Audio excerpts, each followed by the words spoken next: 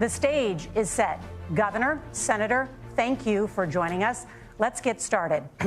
Tonight, our country is facing several unfolding crises. The Middle East is on the brink of war. Americans are suffering from the catastrophic impact of Hurricane Helene. And now a labor strike as 25,000 dock workers from Maine to Texas are picketing. We're going to begin tonight with the Middle East. Margaret. Thank you, Nora. Earlier today, Iran launched its largest attack yet on Israel, but that attack failed, thanks to joint U.S. and Israeli defensive action. President Biden has deployed more than 40,000 U.S. military personnel and assets to that region over the past year to try to prevent a regional war. Iran is weakened, but the U.S. still considers it the largest state sponsor of terrorism in the world, and it has drastically reduced the time it would take to develop a nuclear weapon. It is down now to 1 or 2 weeks' time. Governor Walz, if you were the final voice in the Situation Room, would you support or oppose a preemptive strike by Israel on Iran? You have 2 minutes. Well, thank you. And thank you for those joining at home tonight. Let's keep in mind where this started. October 7th, Hamas terrorists massacred over 1,400 Israelis and took prisoners. Israel's ability to be able to defend itself is absolutely fundamental. Getting its hostages back, fundamental, and ending the humanitarian crisis in Gaza. But the expansion of Israel and its proxies is an absolute fundamental necessity for the United States to have the steady leadership there. You saw it experienced today, where along with our Israeli partners and our coalition, able to stop the incoming attack.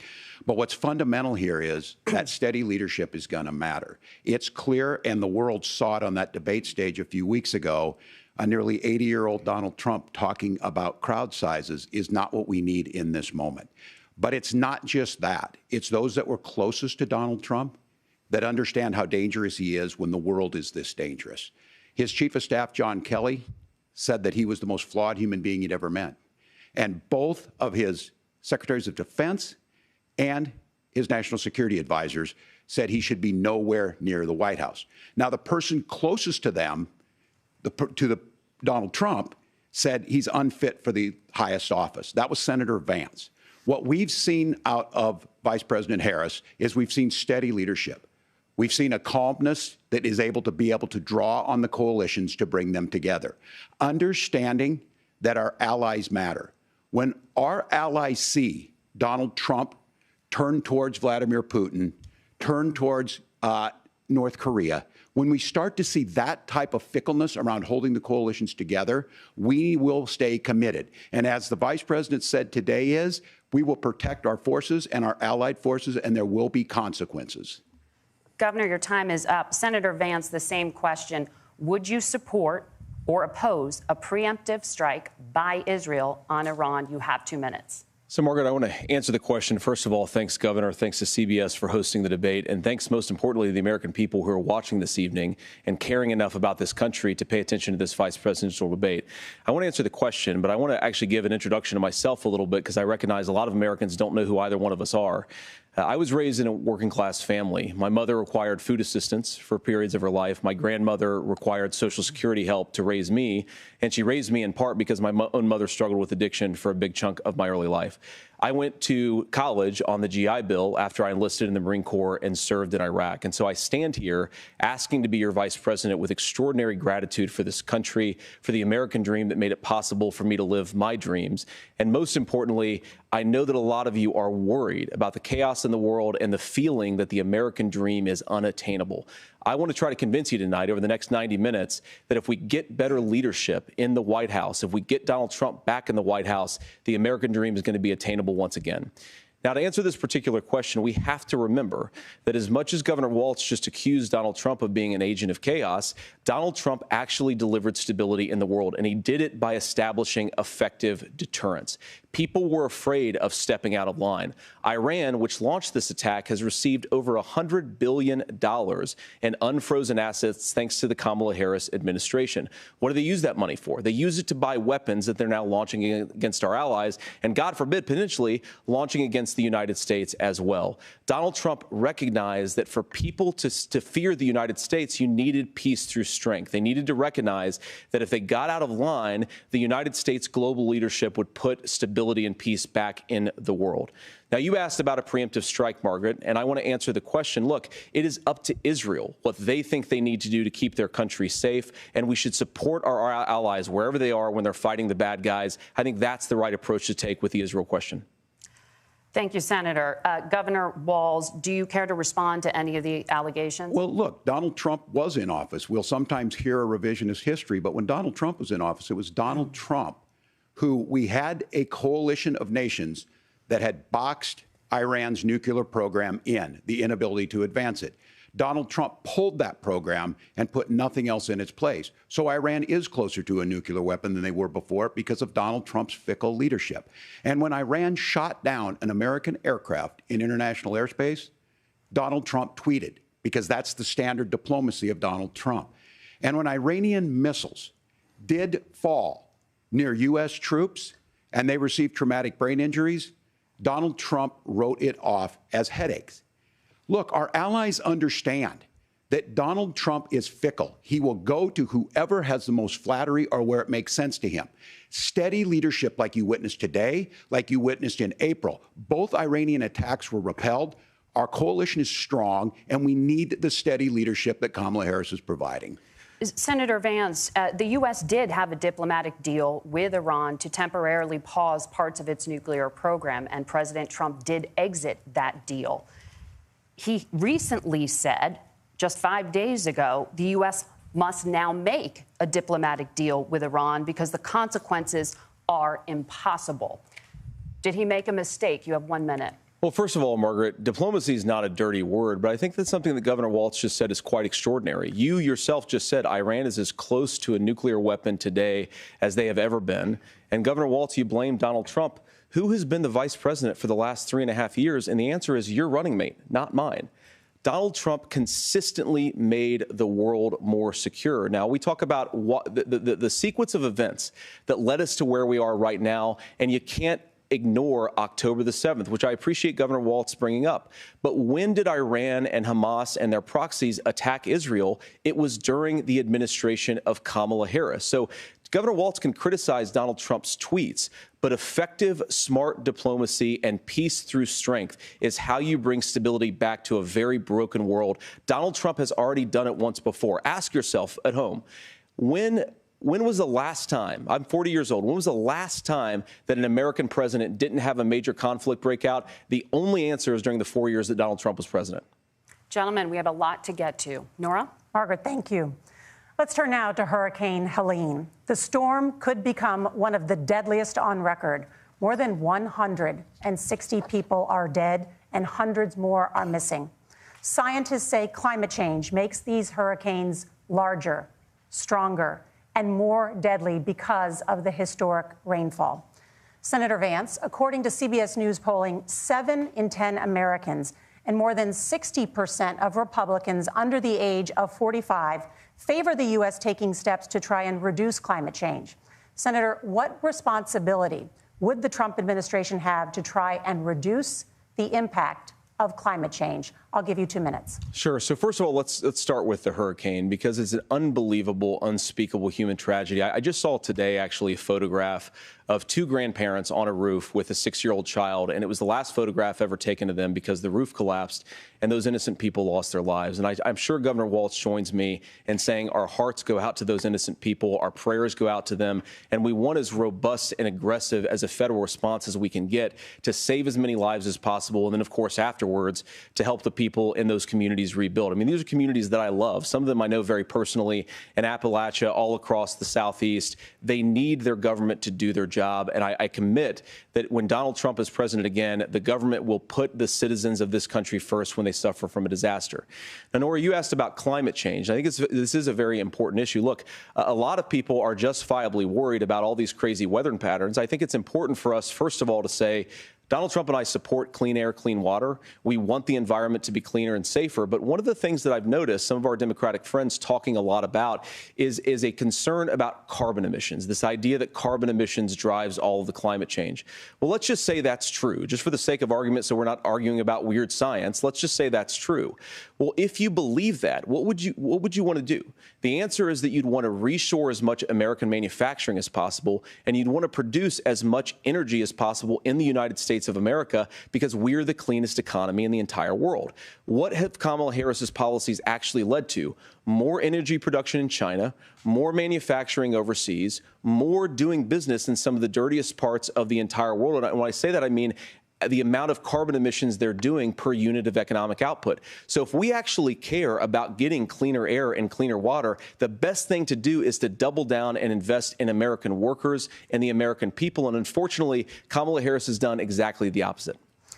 Governor Walz, you have 2 minutes to respond. Well, we got close to an agreement because all those things are happening. Look, first of all, it is a horrific tragedy with this hurricane. And my heart goes out to the folks that are down there in contact with the governors. I serve as co-chair of the Council of Governors as we work together on these emergency managements. Governors know no partisanship. They work together. So all of the governors and the emergency responders are on the ground. Those happen on the front end. The federal government comes in, makes sure they're there to that we recover. But we're still in that phase where we need to make sure that they're staying there, staying focused. Now, look, coming back to the climate change issue, there's no doubt this thing roared onto the scene faster and stronger than anything we've seen. Senator Vance has said that there's a climate problem in the past. Donald Trump called it a hoax and then joked that these things would make more beachfront property to be able to invest in. What we've seen out of the Harris administration now, the Biden-Harris administration, is we've seen this investment.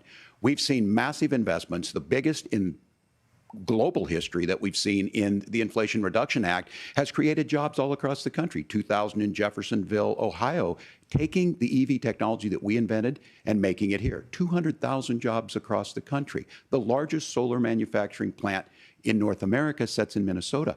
But my farmers know climate change is real. They've seen 500-year droughts, 500-year floods back to back. But what they're doing is adapting, and this has allowed them to tell me, look, I harvest corn, I harvest soybean, and I harvest wind. We are producing more natural gas and more oil at any time than we ever have. We're also producing more clean energy. So the solution for us is to continue to move forward, that climate change is real. Reducing our impact is absolutely critical, but this is not a false choice. You can do that at the same time you're creating the jobs that we're seeing all across the country. That's exactly what this administration has done. We are seeing us becoming an energy superpower for the future, not just the current. And that's what absolutely makes sense. And then we start thinking about how do we mitigate these disasters. Thank you. Senator, I want to give you an opportunity to respond there. The governor mentioned that President Trump has called climate change a hoax. Do you agree?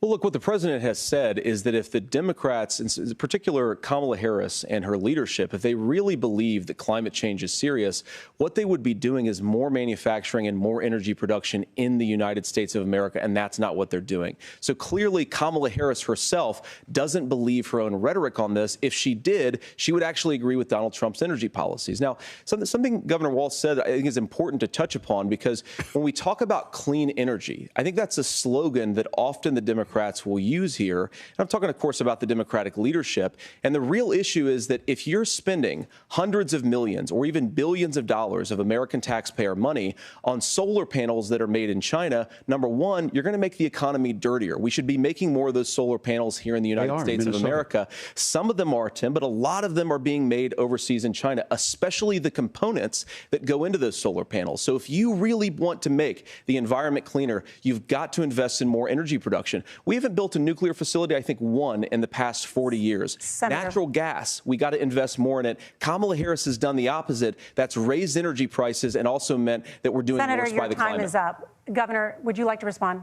Well, look, we're producing more natural gas than we ever have. There's no moratorium on that. We're producing more oil. But the folks know, and like I said, again, these are not liberal folks. These are not folks that are Green New Deal folks. These are farmers that have been drought one year, massive flooding the next year. They understand that it makes sense. Look, our #1 export cannot be topsoil from erosion from these massive storms. We saw it in Minnesota this summer. And thinking about how do we respond to that, we're thinking ahead on this. And what Kamala Harris has been able to do in Minnesota, we're starting to weatherproof some of these things. The infrastructure law that was passed allows us to think about mitigation in the future. How do we make sure that we're protecting by burying our power lines? How do we make sure that we're protecting lakefronts and things that we're seeing more and more of? But to call it a hoax and to take the oil company executives to Mar-a-Lago, say, give me money for my campaign, and I'll let you do whatever you want. We can be smarter about that, and an all-above energy policy is exactly what she's doing, creating those jobs right here. Governor, your time is up. The overwhelming consensus among scientists is that the Earth's climate is warming at an unprecedented rate. Margaret? Thank you, Nora. We're going to turn now to immigration. The crisis at the U.S.-Mexico border consistently ranks as one of the top issues for American voters. Senator Vance, your campaign is pledging to carry out the largest mass deportation plan in American history and to use the U.S. military to do so. Could you be more specific about exactly how this will work? For example, would you deport parents who have entered the U.S. illegally and separate them from any of their children who were born on U.S. soil? You have 2 minutes. So first of all, Margaret, before we talk about deportations, we have to stop the bleeding. We have a historic immigration crisis because Kamala Harris started and said that she wanted to undo all of Donald Trump's border policies. 94 executive orders suspending deportations, decriminalizing illegal aliens, massively increasing the asylum fraud that exists in our system. That has opened the floodgates. And what it's meant is that a lot of fentanyl is coming into our country. I had a mother who struggled with opioid addiction and has gotten clean. I don't want people who are struggling with addiction to be deprived of their second chance because Kamala Harris let in fentanyl into our communities at record levels. So you've got to stop the bleeding. You've got to re-implement Donald Trump's border policies, build the wall, re-implement deportations. And that gets me to your point, Margaret, about what do we actually do? So we've got 25 million illegal aliens who are here in the country. What do we do with them? I think the first thing that we do is we start with the criminal migrants. About 1 million of those people have committed some form of crime in addition to crossing the border illegally. I think you start with deportations on those folks. And then I think you make it harder for illegal aliens to undercut the wages of American workers. A lot of people will go home if they can't work for less than minimum wage in our own country. And by the way, that'll be really good for our workers who just want to earn a fair wage for doing a good day's work. And the final point, Margaret, is you ask about family separation. Right now in this country, Margaret, we have 320,000 children that the Department of Homeland Security has effectively lost. Some of them have been sex trafficked. Some of them hopefully are at homes with their families. Some of them have been used as drug trafficking mules. The real family separation policy in this country is unfortunately Kamala Harris's wide open southern border. And I'd ask my fellow Americans to remember when she came into office, she said she was going to do this. Real leadership would be saying, you know what, I screwed up. We're going to go back to Donald Trump's border policies. I wish that she would do that. It would be good for all of us.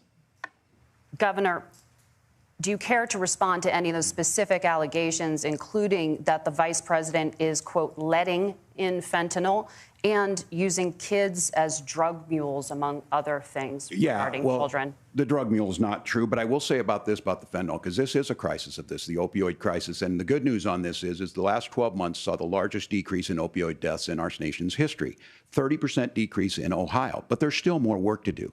But let's go back to this on immigration. Kamala Harris was the attorney general of the largest state and a border state in California. She's the only person in this race who prosecuted transnational gangs for human trafficking and drug interventions.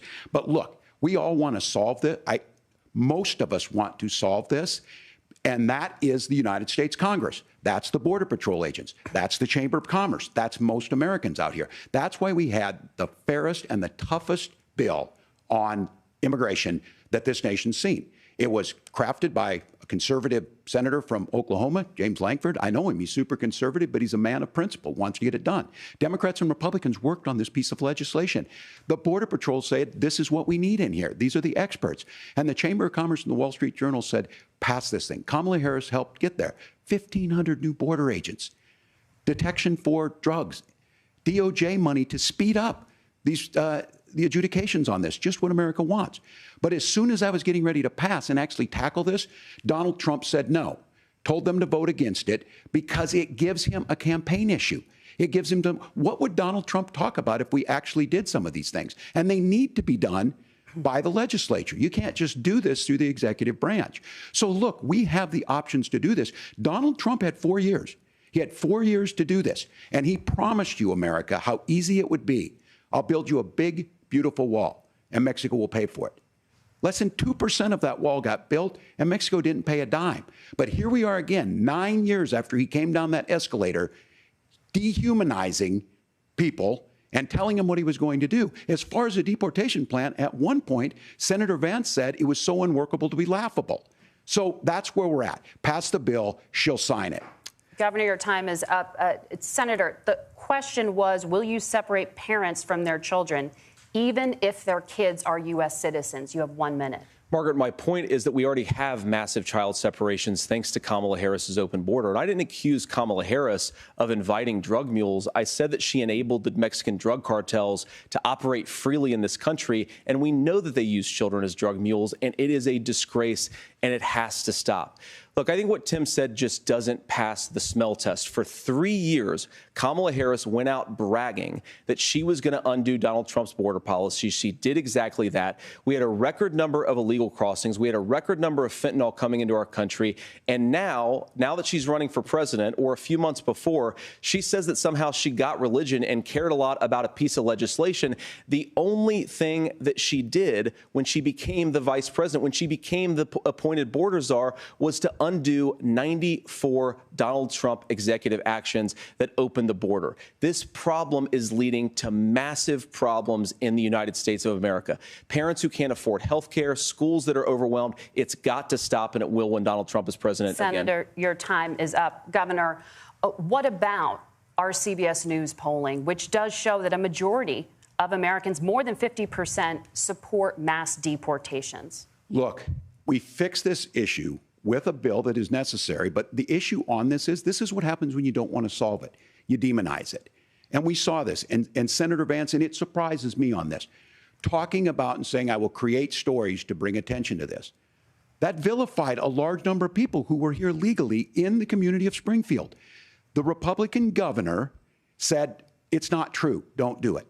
There's consequences for this. There's consequences. We could come together. Senator Lankford did it. We could come together and solve this if we didn't let Donald Trump continue to make it an issue. And the consequences in Springfield were the governor had to send state law enforcement to escort kindergartners to school. I believe Senator Vance wants to solve this, but by standing with Donald Trump and not working together to find a solution, it becomes a talking point. And when it becomes a talking point like this, we dehumanize and villainize other human beings. Tim, Governor, your time is up. Senator, I'll give you 1 minute, but let me just ask you the question first. The governor has made the point, and I think as a sitting lawmaker, you know that Congress controls the purse strings and any funding. So you have said repeatedly that Donald Trump would, through executive action, solve this. Do you disagree that Congress controls the purse strings and would need to support many of the changes that you would actually want to implement? You have 1 minute. Look, Margaret, first of all, the gross majority of what we need to do at the southern border is just empowering law enforcement to do their job. I've been to the southern border more than our border czar, Kamala Harris, has been, and it's actually heartbreaking because the Border Patrol agents, they just want to be empowered to do their job. Of course, additional resources would help, but most of this is about the president and the vice president empowering our law enforcement to say, if you try to come across the border illegally, you've got to stay in Mexico, you've got to go back through proper channels. Now, Governor Walz brought up the community of Springfield, and he's very worried about the things that I've said in Springfield. Look, in Springfield, Ohio, and in communities all across this country, you've got schools that are overwhelmed. You've got hospitals that are overwhelmed. You have got housing that is totally unaffordable because we brought in millions of illegal immigrants to compete with Americans for scarce homes. The people that I'm most worried about in Springfield, Ohio, are the American citizens who have had their lives destroyed by Kamala Harris's open border. It is a disgrace, Tim. And I actually think, I agree with you. I think you want to solve this problem, but I don't think that Kamala Harris does. Senator, your time is up. Governor, you have 1 minute to respond. Yeah, well, it is law enforcement that asked for the bill. They helped craft it. They're the ones that supported it. That's because they know we need to do this. Look, this issue of continuing to bring this up, of not dealing with it, of blaming migrants for everything. On housing, we could talk a little bit about Wall Street speculators buying up housing and making them less affordable, but it becomes a blame. Look, this bill also gives the money necessary to adjudicate. I agree. It should not take 7 years for an asylum claim to be done. This bill gets it done in 90 days. Then you start to make a difference in this, and you start to adhere to what we know, American principles. I don't talk about my faith a lot, but Matthew 25:40 talks about, to the least amongst us you do unto me. I think that's true of most Americans. They simply want order to it. This bill does it. It's funded. It's supported by the people who do it, and it lets us keep our dignity about how we treat other people.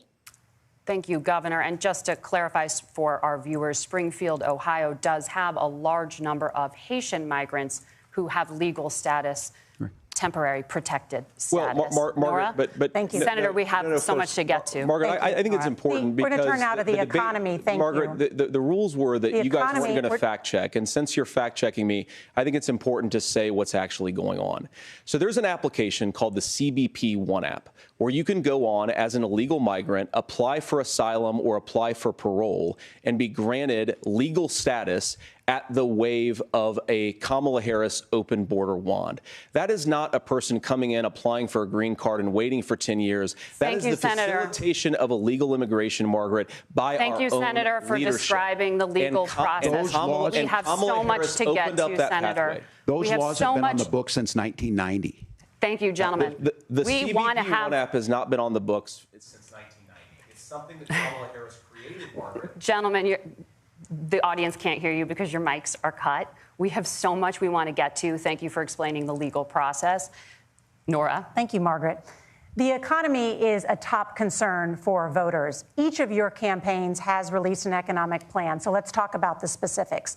Governor Walz, Vice President Harris unveiled a plan that includes billions in tax credits for manufacturing, housing, and a renewed child tax credit.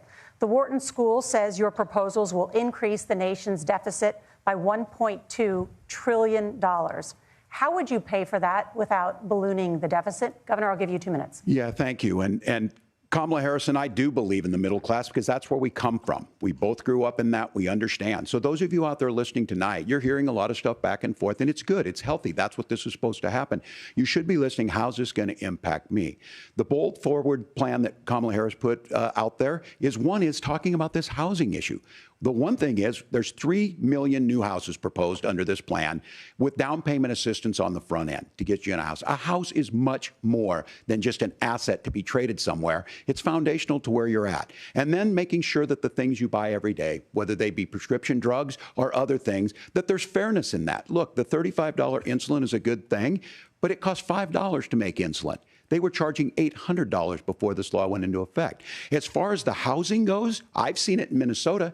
12% more houses in Minneapolis, prices went down on rent 4%. It's working. And then making sure tax cuts go to the middle class. $6,000 child tax credit, we have one in Minnesota, reduces childhood poverty by 1/3. We save money in the long run, and we do the right thing for families. And then getting businesses off the ground. The law as it stands right now is $5,000 tax credit for small business, increasing that to $50,000. Now, this is a philosophical difference between us. Donald Trump made a promise, and I'll give you this. He kept it. He took folks to Mar-a-Lago, said, you're rich as hell, I'm going to give you a tax cut. He gave the tax cuts that predominantly went to the top class. What happened there was an $8 trillion increase in the national debt, the largest ever. Now he's proposing a 20% consumption or sales tax on everything we bring in. Everyone agrees, including businesses, it would be destabilizing it, it would increase inflation and potentially lead to a recession. Look, this is simple for you. Where are we going? Kamala Harris has said to do the things she wants to do. We'll just ask the wealthiest to pay their fair share. When you do that, our system works best, more people are participating in it, and folks have the things that they need. Senator, I want to give you a moment to respond on that. But similarly, the Wharton School has done an analysis of the Trump plan and says it would increase the nation's deficit by $5.8 trillion. My question is the same for you. How do you pay for all that without ballooning the deficit? I'll give you 2 minutes. Well, first of all, you're going to hear a lot from Tim Walz this evening, and you just heard it in the answer, a lot of what Kamala Harris proposes to do. And some of it, I'll be honest with you, it even sounds pretty good. Here's what you won't hear, is that Kamala Harris has already done it. Because she's been the vice president for 3.5 years. She had the opportunity to enact all of these great policies. And what she's actually done instead is drive the cost of food higher by 25%, drive the cost of housing higher by about 60%. Open the American southern border and make middle-class life unaffordable for a large number of Americans. If Kamala Harris has such great plans for how to address middle-class problems, then she ought to do them now. Not when asking for a promotion, but in the job the American people gave her 3.5 years ago. And the fact that she isn't tells you a lot about how much you can trust her actual plans. Now, Donald Trump's economic plan is not just a plan, but it's also a record. A lot of those same economists attack Donald Trump's plans, and they have PhDs, but they don't have common sense and they don't have wisdom, because Donald Trump's economic policies delivered the highest take-home pay in a generation in this country, 1.5% inflation, and to boot, peace and security all over the world. So when people say that Donald Trump's economic plan doesn't make sense, I say, look at the record. He delivered rising take-home pay for American workers. Now, Tim admirably admits that they want to undo the Trump tax cuts. But if you look at what was so different about Donald Trump's tax cuts, even from previous Republican tax cut plans, is that a lot of those resources went to giving more take-home pay to middle-class and working-class Americans. It was passed in 2017, and you saw an American economic boom unlike we've seen in a generation in this country. That is a record that I'm proud to run on, and we're going to get back to that common sense wisdom so that you can afford to live the American dream again. I know a lot of you are struggling. I know a lot of you are worried about paying the bills. It's going to stop when Donald Trump brings back common sense to this country. Governor, do you want to respond to that? What has Kamala Harris done for the middle class? Yeah, well, Kamala Harris's day one was Donald Trump's failure on COVID that led to the collapse of our economy. We were already before COVID in a manufacturing recession, but 10 million people out of work, largest percentage since the Great Depression. 9 million jobs closed on that. That was day one. Whether it was the Infrastructure Act or other things we moved. Now, you made a question about experts, said this. I've made a note of this. Economists can't be trusted. Science can't be trusted. National security folks can't be trusted. Look, if you're going to be president, you don't have all the answers. Donald Trump believes he does. My pro tip of the day is this. If you need heart surgery, listen to the people at the Mayo Clinic in Rochester, Minnesota, not Donald Trump. And the same thing goes with this. And I ask you out there, teachers, nurses, truck drivers, or whatever, how is it fair that you're paying your taxes every year and Donald Trump hasn't paid any federal tax in the last 15 years, and the last year as president? That's what's wrong with the system. There's a way around it, and he's bragged about that. We're just asking for fairness in it, and that's all you want. You have a minute. Governor, you say trust the experts. But those same experts for 40 years said that if we shipped our manufacturing base off to China, we'd get cheaper goods. They lied about that. They said if we shipped our industrial base off to other countries, to Mexico and elsewhere, it would make the middle class stronger. They were wrong about that. They were wrong about the idea that if we made America less self-reliant, less productive in our own nation, that it would somehow make us better off, and they were wrong about it. And for the first time in a generation, Donald Trump had the wisdom and the courage to say to that bipartisan consensus, we're not doing it anymore. We're bringing American manufacturing back. We're unleashing American energy. We're going to make more of our own stuff. And this isn't just an economic issue. I mean, I've got 3 beautiful little kids at home, 7, 4, and 2, and I love them very much, and I hope they're in bed right now. But look, so many of the drugs, the pharmaceuticals that we put in the bodies of our children are manufactured by nations that hate us. This has to stop. And we're not going to stop it by listening to experts. We're going to stop it by listening to common sense wisdom, which is what Donald Trump governed on. Senator, your time is up. Governor Walz, can you address that? I mean, voters say they trust Donald Trump on the economy more. Why? Well, if you're listening tonight and you want billionaires to get tax cuts, you heard what the numbers were. Look, I'm a union guy on this. I'm not a guy who wanted to ship things overseas, but I understand that, look, we produce soybeans and corn. We need to have fair trading partners. That's something that we believe in. I think the thing that most concerns me on this is Donald Trump was the guy who created the largest trade deficit in American history with China. So the rhetoric is good. Much of what the senator said right there, I'm in agreement with him on this. I watched it happen too. I watched it to my communities, and we talked about that. But we had people undercutting the right to collectively bargain. We had right to work states made it more difficult. We had companies that were willing to ship it over, and we saw people profit. Folks that are venture capital in some cases, putting money into companies that were overseas. We're in agreement that we bring those home. The issue is Donald Trump is talking about it. Kamala Harris has a record, 250,000 more manufacturing jobs just out of the IRA. May I respond to that? Yes. So appreciate that. So if you notice, what Governor Walz just did is he said, first of all, Donald Trump has to listen to the experts.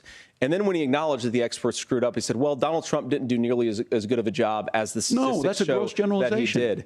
So what Tim Walz is doing, and I honestly, Tim, I think you got a tough job here because you've got to play whack-a-mole. You've got to pretend that Donald Trump didn't deliver rising take-home pay, which of course he did. You've got to pretend that Donald Trump didn't deliver lower inflation, which of course he did. And then you simultaneously got to defend Kamala Harris's atrocious economic record, which has made gas, groceries, and housing unaffordable for American citizens. I was raised by a woman who would sometimes go into medical debt so that she could put food on the table in our household. I know what it's like to not be able to afford the things that you need to afford. We can do so much better. To all of you watching, we can get back to an America that's affordable again. We just got to get back to common sense economic principles. I hope we have a conversation on health care then. Senator, Governor. Please. Thank you. Margaret? We have a lot to get to ahead, gentlemen, on many topics. But right now, I want to talk about personal qualifications.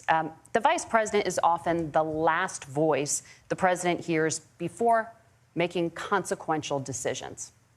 We want to ask you about your leadership qualities. Governor Walz, you said you were in Hong Kong during the deadly Tiananmen Square protests in the spring of 1989. But Minnesota Public Radio and other media outlets are reporting that you actually didn't travel to Asia until August of that year. Can you explain that discrepancy? Yeah, well, and to the folks out there who didn't get at the top of this, look, I grew up in small rural Nebraska, town of 400, town that you rode your bike with your buddies till the streetlights come on, and I'm proud of that service. I joined the National Guard at 17, worked on family farms, and then I used the GI Bill to become a teacher, passionate about it, a young teacher. My first year out, I got the opportunity in the summer of '89 to travel to China. 35 years ago, be able to do that. I came back home and then started a program to take young people there. We would take basketball teams, we would take baseball teams, we would take dancers, and we would go back and forth to China. The issue for that was to try and learn. Now, look, my community knows who I am. They saw where I was at. Look, I will be the first to tell you, I have poured my heart into my community. I've tried to do the best I can, but I've not been perfect. And I'm a knucklehead at times, but it's always been about that. Those same people elected me to Congress for 12 years. And in Congress, I was one of the most bipartisan people, working on things like farm bills that we got done, working on veterans benefits. And then the people of Minnesota were able to elect me to governor twice. So look, my commitment has been from the beginning to make sure that I'm there for the people, to make sure that I get this right. I will say more than anything, many times I will talk a lot. I will get caught up in the rhetoric. But being there, the impact it made, the difference it made in my life, I learned a lot about China. I hear the critiques of this. I would make the case that Donald Trump should have come on one of those trips with us. I guarantee you he wouldn't be praising Xi Jinping about COVID, and I guarantee you he wouldn't start a trade war that he ends up losing. So this is about trying to understand the world. It's about trying to do the best you can for your community, and then it's putting yourself out there and letting your folks understand what it is. My commitment, whether it be through teaching, which I was good at, or whether it was being a good soldier or was being a good member of Congress, those are the things that I think are the values that people care about. Governor, just to follow up on that, the question was, can you explain the discrepancy? All I said on this was I got there that summer and misspoke on this. So I will just, that's what I've said. So I was in Hong Kong and China during the democracy protests went in. And from that, I learned a lot of what needed to be in governance. Thank you, Governor. Senator Vance, in 2016, you called your running mate Donald Trump unfit for the nation's highest office, and you said he could be America's Hitler. I know you've been asked many times, and you've said you regret those comments and explained you then voted for Donald Trump in 2020. But the Washington Post reported new messages last week in which you also disparaged Trump's economic record while he was president, writing to someone in 2020, quote, Trump thoroughly failed to deliver his economic populism. You're now his running mate, and you've shifted many of your policy stances to align with his. If you become vice president, why should Americans trust that you will give Donald Trump the advice he needs to hear and not just the advice he wants to hear? You have 2 minutes. Well, first of all, Margaret, because I've always been open. And sometimes, of course, I've disagreed with the president, but I've also been extremely open about the fact that I was wrong about Donald Trump.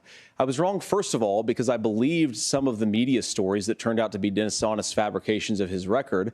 But most importantly, Donald Trump delivered for the American people. Rising wages, rising take-home pay, an economy that worked for normal Americans, a secure southern border, a lot of things, frankly, that I didn't think he'd be able to deliver on. And yeah, when you screw up, when you misspeak, when you get something wrong and you change your mind, you ought to be honest with the American people about it. It's one of the reasons, Margaret, why I've done so many interviews is because I think it's important to actually explain to the American people where I come down on the issues and what changed. Now, you pointed out to messages from 2020.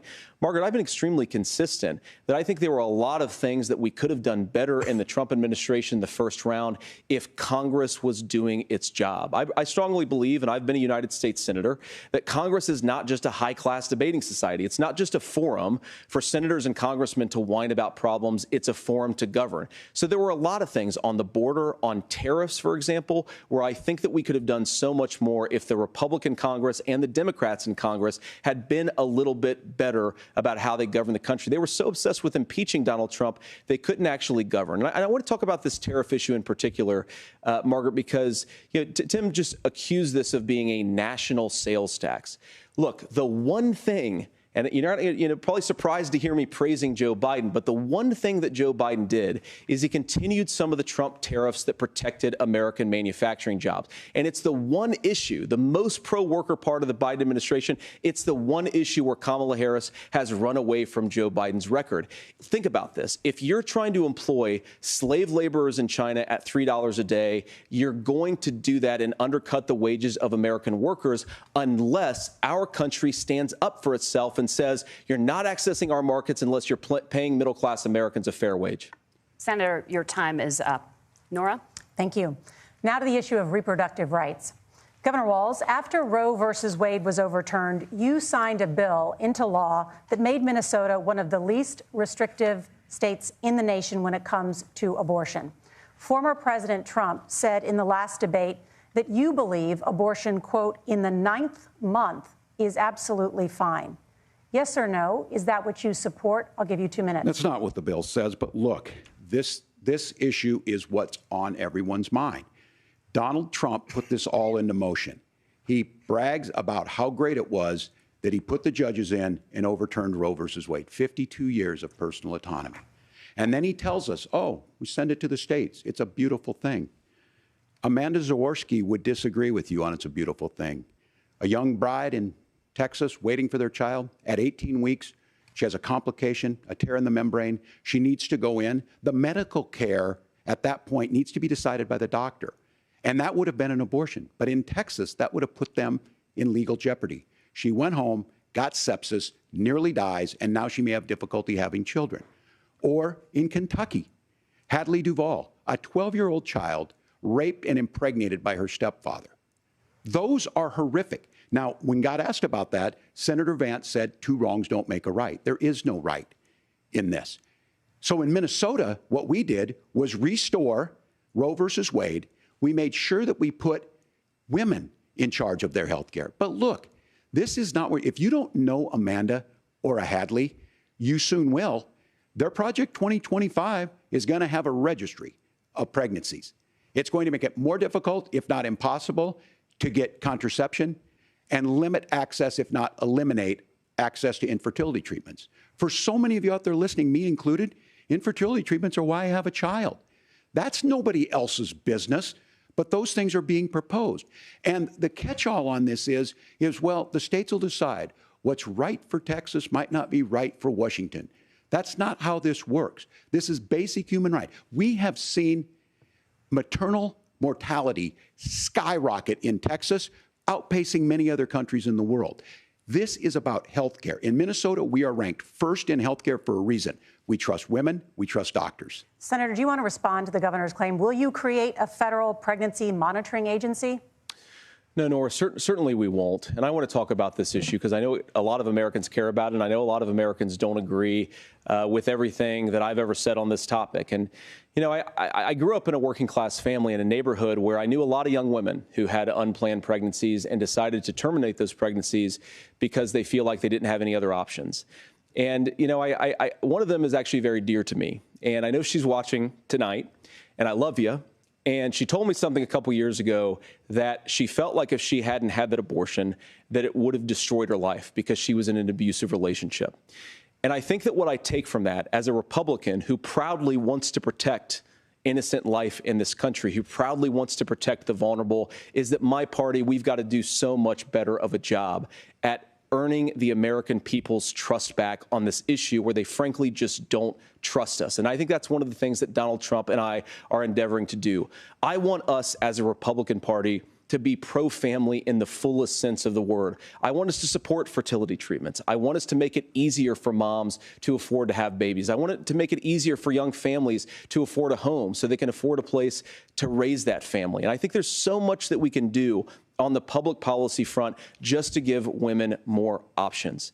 Now, of course, Donald Trump has been very clear that on the abortion policy specifically, that we have a big country and it's diverse. And California has a different viewpoint on this than Georgia. Georgia has a different viewpoint from Arizona. And the proper way to handle this, as messy as democracy sometimes is to let voters make these decisions, let the individual states make their abortion policy. And I think that's what makes the most sense in a very big, a very diverse, and let's be honest, sometimes a very, very messy and divided country.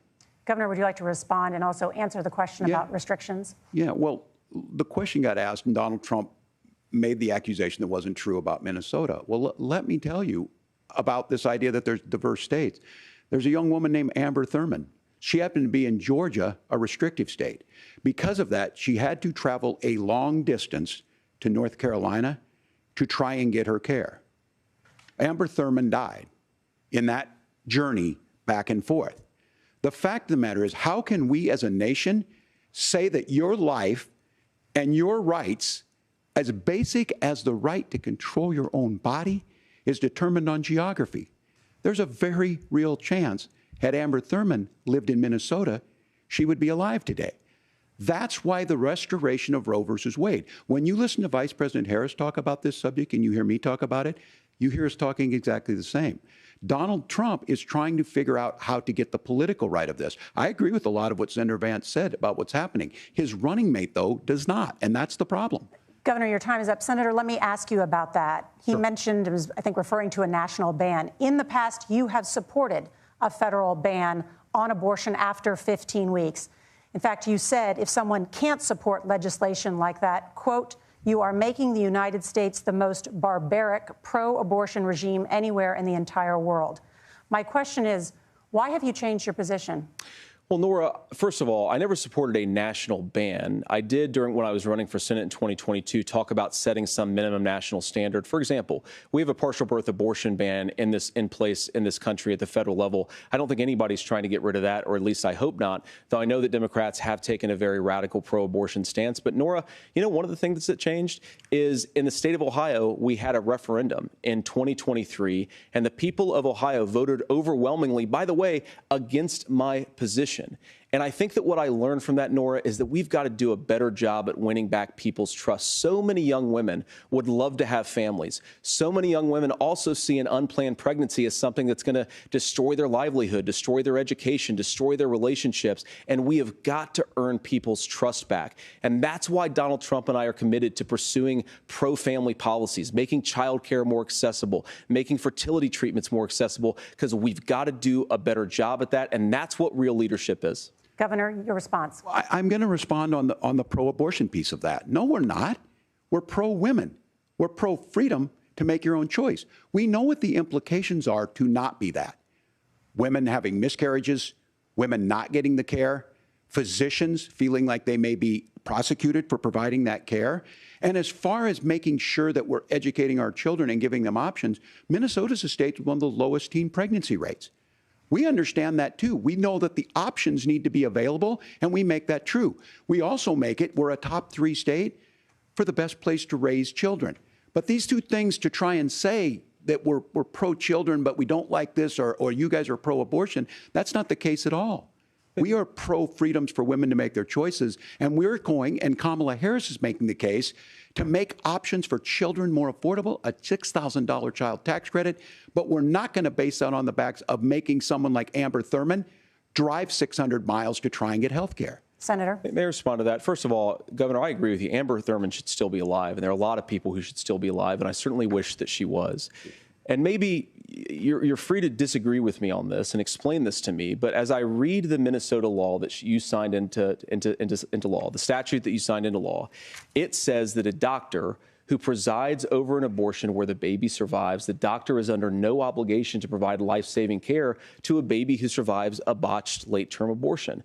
That is, I think, whether you're pro-choice or pro-abortion, that is fundamentally barbaric. And that's why I use that word, Nora, is because some of what we've seen, do you want to force Catholic hospitals to perform abortions against their will? Because Kamala Harris has supported suing Catholic nuns to violate their freedom of conscience. We can be a big and diverse country where we respect people's freedom of conscience and make the country more pro-baby and pro-family. But please. Yes, Governor, please respond. Look, this is one where there's always something there. This is a very simple proposition. These are women's decisions to make about their healthcare decisions, and the physicians who know best when they need to do this. Trying to distort the way a law is written to try and make a point, that's not it at all. What was I wrong about, Governor? Please tell me, what was I wrong about? That is not the way the law is written. Look, I've given But how? I've given this advice on a lot of things, that getting involved, that's been misread, and it was fact-checked at the last debate. But the point on this is there's a continuation of these guys to try and tell women or to get involved. I use this line on this, just mind your own business on this. Things worked best when Roe versus Wade was in place. When we do a restoration of Roe, that works best. That doesn't preclude us from increasing funding for children. It doesn't increase us from making sure that once that child's born, like in Minnesota, they get meals, they get early childhood education, they get health care. So the hiding behind we're going to do all these other things when you're not proposing them in your budget, Kamala Harris is proposing them. She's proposing all those things to make life easier for families. I asked a specific question, Governor. You gave me a slogan as a response. It's not the case. It's not true. That's not what the law says. So they fact-checked it with President Trump. Gentlemen, there's a lot to discuss. We have to move on, and we're going to be right back with much more of the CBS News vice presidential debate in just a moment.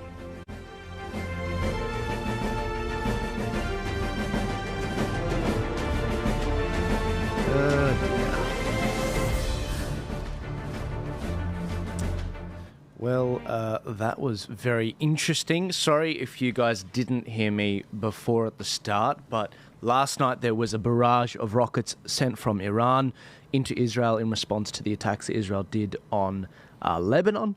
And that has had a bit of an impact on some of the questions starting off the debate, which you would have started off by seeing.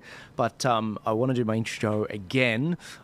This is maybe the last debate. There may not be another presidential debate at the end of this month ahead of the election between Trump and Kamala Harris. But I've been having a good laugh with my friend Shakeel Latimer, who a familiar face to you guys now after the last couple episodes.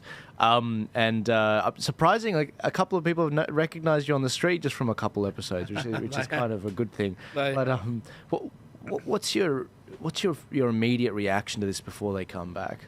I'm glad that our viewers didn't actually hear what we said at the beginning, because I said the rules are that the moderators won't be doing any fact checks, and there's going to be 2 breaks. So I guess wrong about that. Yeah. That's very, very biased, and I think CBS have let themselves down by doing that. It's very, very transparent. People can see that. Yeah. And this is, forget about how you feel about this election or any other election. The media does itself no favours by behaving in this way, because it means that people have less trust and less faith in them. And we rely on the media. We want media to tell us when, a company's not acting appropriately or when government's out of control. So, this is very, very poor. I've got to say, I'm very interested to hear JD Vance keep saying, I came from a middle-class family, I came from a working-class family. I think he only needed to say it once or twice to counter Kamala Harris. I don't think he needs to say it as many times as she does as well. But but gee, Walz, I don't think Walz is doing very well at all, to be honest with you. He doesn't look very comfortable. I could forgive the first few minutes for being a little bit nervous, perhaps. But I don't think, his answers are not great. And he's called himself a knucklehead. Oh. I'm a bit of a knucklehead sometimes. Okay. Fair enough. But I mean, Republicans are going to run that in a campaign ad, right? They are. So, poor choice of words. And also just tried to, sidestep the issue. I got a little bit caught up in the rhetoric. How do you get caught up in the rhetoric? That's like me saying, I was there for September 11. I was in New York. I wasn't, because everyone knows that I was in Sydney, and I didn't go to New York until I was there. I didn't go to America until I was in my 30s. Yeah. But no, I was there, and I just got caught up in the rhetoric. I mean, it was 2 minutes. They gave him 2 minutes to clear it up, and then to my shock, they actually held his feet to the fire. And they said, but hang on a sec, to clarify, you actually weren't there, right? And he's like, no, and then it's very clear straight away, and he looks embarrassed immediately. Yeah. But also, he's got that sort of frown the whole way through as well. He's looking... put against JD Vance, I think JD Vance looks a little bit more polished. He's young too. I mean, he's my age, JD Vance. So I think he's too young, but that's besides the point. I think he's outplayed. Do you think that's why he has a beard? Because he's the only one out of this race. Obviously Kamala doesn't have a beard, but do you think that he deliberately goes out of his way to actually put a beard on so his lack of experience might not be in question at all? Look, I'm not sure. I couldn't answer that. Mind you, I don't know. I've got a goatee, and I don't think that adds to my experience. Well, you don't need it. He's running against he's got Trump, he's got Kamala Harris. There was plenty of good options that were older than him. What do we think if Trump was to grow a beard or he doesn't need it. He's old enough. Well, if anything, literally, Walz and Trump don't want to be seen as older. They want to be seen as younger. So they'll always be clean shaven. Others just this grey beard. I think Trump should rock one, but I'm crazy. Guys, I think they're coming back now. Those Hulk Hogan, moustaches on Trump or something. Yeah. Here you go, guys. We're just coming back now. Welcome back to the CBS News vice presidential debate. We want to turn now to America's gun violence epidemic. The leading cause of death for children and teens in America is by firearms. Senator Vance, you oppose most gun legislation that Democrats claim would curb gun violence. You oppose red flag gun laws and legislation to ban certain semi-automatic rifles, including AR-15s. So let me ask you, earlier this year, for the first time, the parents of a school shooter were convicted of involuntary manslaughter and sentenced to 10 years in prison. Do you think holding parents responsible could curb mass shootings? I'll give you 2 minutes. Yeah, well, Nora, on that particular case, I don't know the full details, but I certainly trust local law enforcement and local authorities to make those decisions. I think in some cases the answer is going to be yes, and in some cases the answer is going to be no. And the details really matter here, of course. For example, if a kid steals a gun, that's going to be different than if a parent hands over a gun knowing that their kid is potentially dangerous. But look, I want to just sort of speak as a father of 3 beautiful little kids, and our oldest is now in 2nd grade. And like a lot of parents, we send our kids to school with such hope and such joy and such pride at their little faces on the first day of school. And we know, unfortunately, that a lot of kids are going to experience this terrible epidemic of gun violence. And of course, our hearts go out to the families that are affected by this terrible stuff. And we do have to do better. And I think that Governor Walz and I actually probably agree that we need to do better on this. The question is just, how do we actually do it?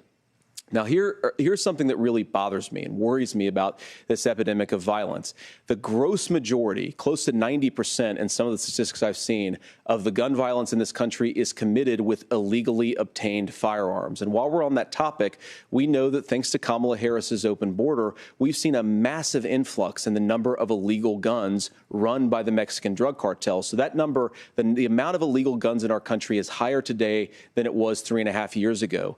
But what do we do about the schools? What do we do to protect our kids? And I think the answer is, and I say this not loving the answer, because I don't want my kids to go to school in a school that feels unsafe or where there are visible signs of security. But I unfortunately think that we have to increase security in our schools. We have to make the doors lock better. We have to make the doors stronger. We've got to make the windows stronger. And of course, we've got to increase school resource officers, because the idea that we can magically wave a wand and take guns out of the hands of bad guys, it just doesn't fit with recent experience. So we've got to make our schools safer. And I think we've got to have some common sense bipartisan solutions for how to do that. Governor, you have 2 minutes. Well, I think all the parents watching tonight, this is your biggest nightmare. Look, I got a 17-year-old, and he witnessed a shooting at a community center playing volleyball. Those things don't leave you. As a member of Congress, I sat in my office surrounded by dozens of the Sandy Hook parents, and they were looking at my 7-year-old picture on the wall. Their 7-year-old were dead, and they were asking us to do something. And look, I'm a hunter. I own firearms. The vice president is. We understand that the Second Amendment is there, but our first responsibility is to our kids to figure this out. In Minnesota, we've enacted enhanced red flag laws, enhanced background checks, and we can start to get data. But here's the problem. If we really want to solve this, we've got folks that won't allow research to be even done on gun violence. And this idea that we should just live with it, and here's what I do think, that this is a good start to the conversation. I 100% believe that Senator Vance hates it when these kids, it's abhorrent and it breaks your heart. I agree with that. But that's not far enough when we know there are things that worked. I've spent time in Finland and seen some Finnish schools. They don't have this happen, even though they have a high gun ownership rate in the country. There are reasonable things that we can do to make a difference. It's not infringing on your Second Amendment. And the idea to have some of these weapons out there, it just doesn't make any sense. Kamala Harris, as an attorney general, worked on this issue. She knows that it's there. No one's trying to scaremonger and say we're taking your guns, but I ask all of you out there, do you want your schools hardened to look like a fort? Is that what we have to go? When we know there's countries around the world that their children aren't practicing these types of drills. They're being kids. We owe it to them to get a fix. These are things that shouldn't be that difficult. You can still keep your firearms, and we can make a difference. We have to. If you're listening tonight, this breaks your heart. Senator. Tim, first of all, I didn't know that your 17-year-old witnessed a shooting. And I'm sorry about that, and I hope that he's doing okay. So. Christ have mercy. It is awful. And I appreciate what Tim said, actually, about Finland, because I do think it illustrates some of the frankly, weird differences between our own country's gun violence problem and Finland. Is, okay, first of all, we have way higher rates of mental health abuse, or mental health substance abuse. We have way higher rates of depression, way higher rates of anxiety. We unfortunately have a mental health crisis in this country that I really do think that we need to get to the root causes of, because I don't think it's the whole reason why we have such a bad gun violence problem, but I do think it's a big piece of it. Another driver of the gun violence epidemic, especially that affecting our kids, it doesn't earn as many headlines, but is the terrible gun violence problem in a lot of our big cities. And this is why we have to empower law enforcement to arrest the bad guys, put them away, and take gun offenders off the streets. I think there's a whole host of things that we can do here, but I do think at our schools we've got to talk about more security. Senator, thank you. Governor, you previously opposed an assault weapons ban, but it only later in your political career did you change your position. Why? Yeah, I sat in that office with those Sandy Hook parents. I've become friends with school shooters. I've seen it. Look, the NRA, I was the NRA guy for a long time. They used to teach gun safety. I'm of an age where my shotgun was in my car so I could pheasant hunt after football practice. That's not where we live today. And several things I want to mention on this is talking about cities and where it's at. The number one where the most firearm deaths happen in Minnesota are rural suicides. And we have an epidemic of children getting guns and shooting themselves. And so we have, and we should look at all of the issues. making sure folks have health care and all that, but I want to be very careful. This idea of stigmatizing mental health, just because you have a mental health issue doesn't mean you're violent. And I think what we end up doing is we start looking for a scapegoat. Sometimes it just is the guns. It's just the guns. And there are things that you can do about it. But I do think that this is one, and I think this is a healthy conversation. I think there's a capacity to find solutions on this that work, protect Second Amendment, protect our children. That's our priority. Gentlemen, thank you. Margaret? Thank you, Nora. Let's turn now to the top contributor to inflation, the high cost of housing and rent. There's a shortage of more than 4 million homes in the United States, and that contributes to the high housing prices. Governor Walz, the Harris campaign promises a $25,000 down payment assistance for first-time home buyers and a $10,000 tax credit. They also promise to build 3 million new homes. Where are you building these homes, and won't handing out that kind of money just drive up prices higher? No, it's not handing out. First, let me say this issue of housing, and I think those of you listening on this, the problem we've had is that we've got a lot of folks that see housing as another commodity. It can be bought up, it can be shifted, it can be moved around. Those are not folks living in those houses. Those of you listening tonight, that house is a big deal. I bought and owned one house in my life. My mom still lives in the house where I was. And when I think of a house, I'm thinking of Christmas services after midnight mass where you go with your family. We need to make it more affordable. And one of the things, as I said, this program that the Vice President is pushing forward and bringing a new way of approaching this is something we're doing in Minnesota from that lead. We in the state invested in making sure our housing was the biggest investment that we'd ever made in housing. It starts to make it easier. We cut some of the red tape. Local folks, look, we can't do it at the federal level, but local folks make it easier to build those homes. And then that down payment assistance. I can tell all of you out there, certainly for me, using the GI Bill was one thing, but a veteran's home loan, the big thing about a veteran's home loan is you don't have to pay the down payment. Those are things that make it there. Now, look, you're going to pay it back, and you're going to pay your mortgage. Those are things that we know in the long run, the appreciated value, the generational wealth that's created from it. And I will give Minneapolis an example. Minneapolis is the one city where we've seen the lowest inflation rates. We've seen a 12% increase in stock because we've put some of these things in, and we're implementing a state program to make sure we give some of that down payment assistance. We get it back from people because here's what we know. People with stable housing end up with stable jobs. People with stable housing have their kids able to get to school.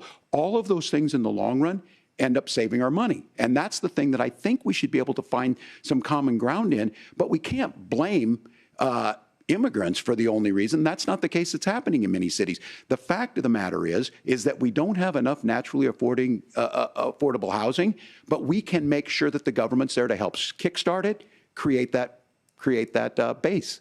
Governor, your time is up. Senator Vance, as far as your campaign's position, the promise is to seize federal lands to build homes, remove regulation, provide tax breaks, and cut back on immigration, which you say pushes up prices. Where are you going to build all the new homes you're promising, and what part of any of this plan will provide immediate relief? You have 2 minutes. Well, first of all, Tim just said something that I agree with. We don't want to blame immigrants for higher housing prices, but we do want to blame Kamala Harris for letting in millions of illegal aliens into this country, which does drive up costs, Tim.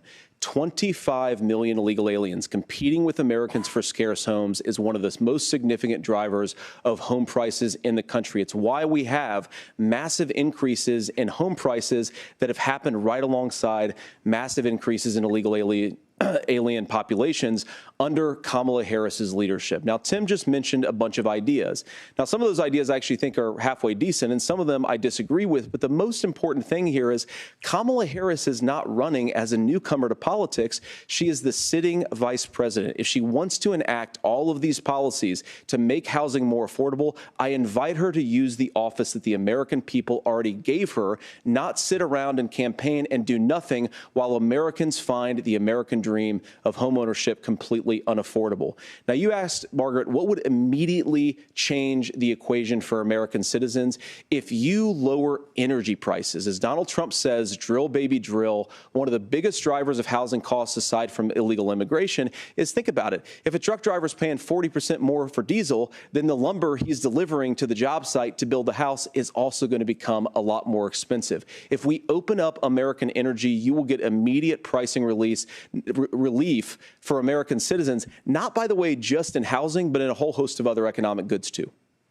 Senator Vance, you still have 23 seconds there. Do you want to answer? Can I have it? Where, yeah. Governor, we will get to you in a moment. But, Senator, where are you going to seize the federal lands? Can you clarify? Well, what Donald Trump has said is we have a lot of federal lands that aren't being used for anything. They're not being used for a national park. They're not being used, and they could be places where we build a lot of housing.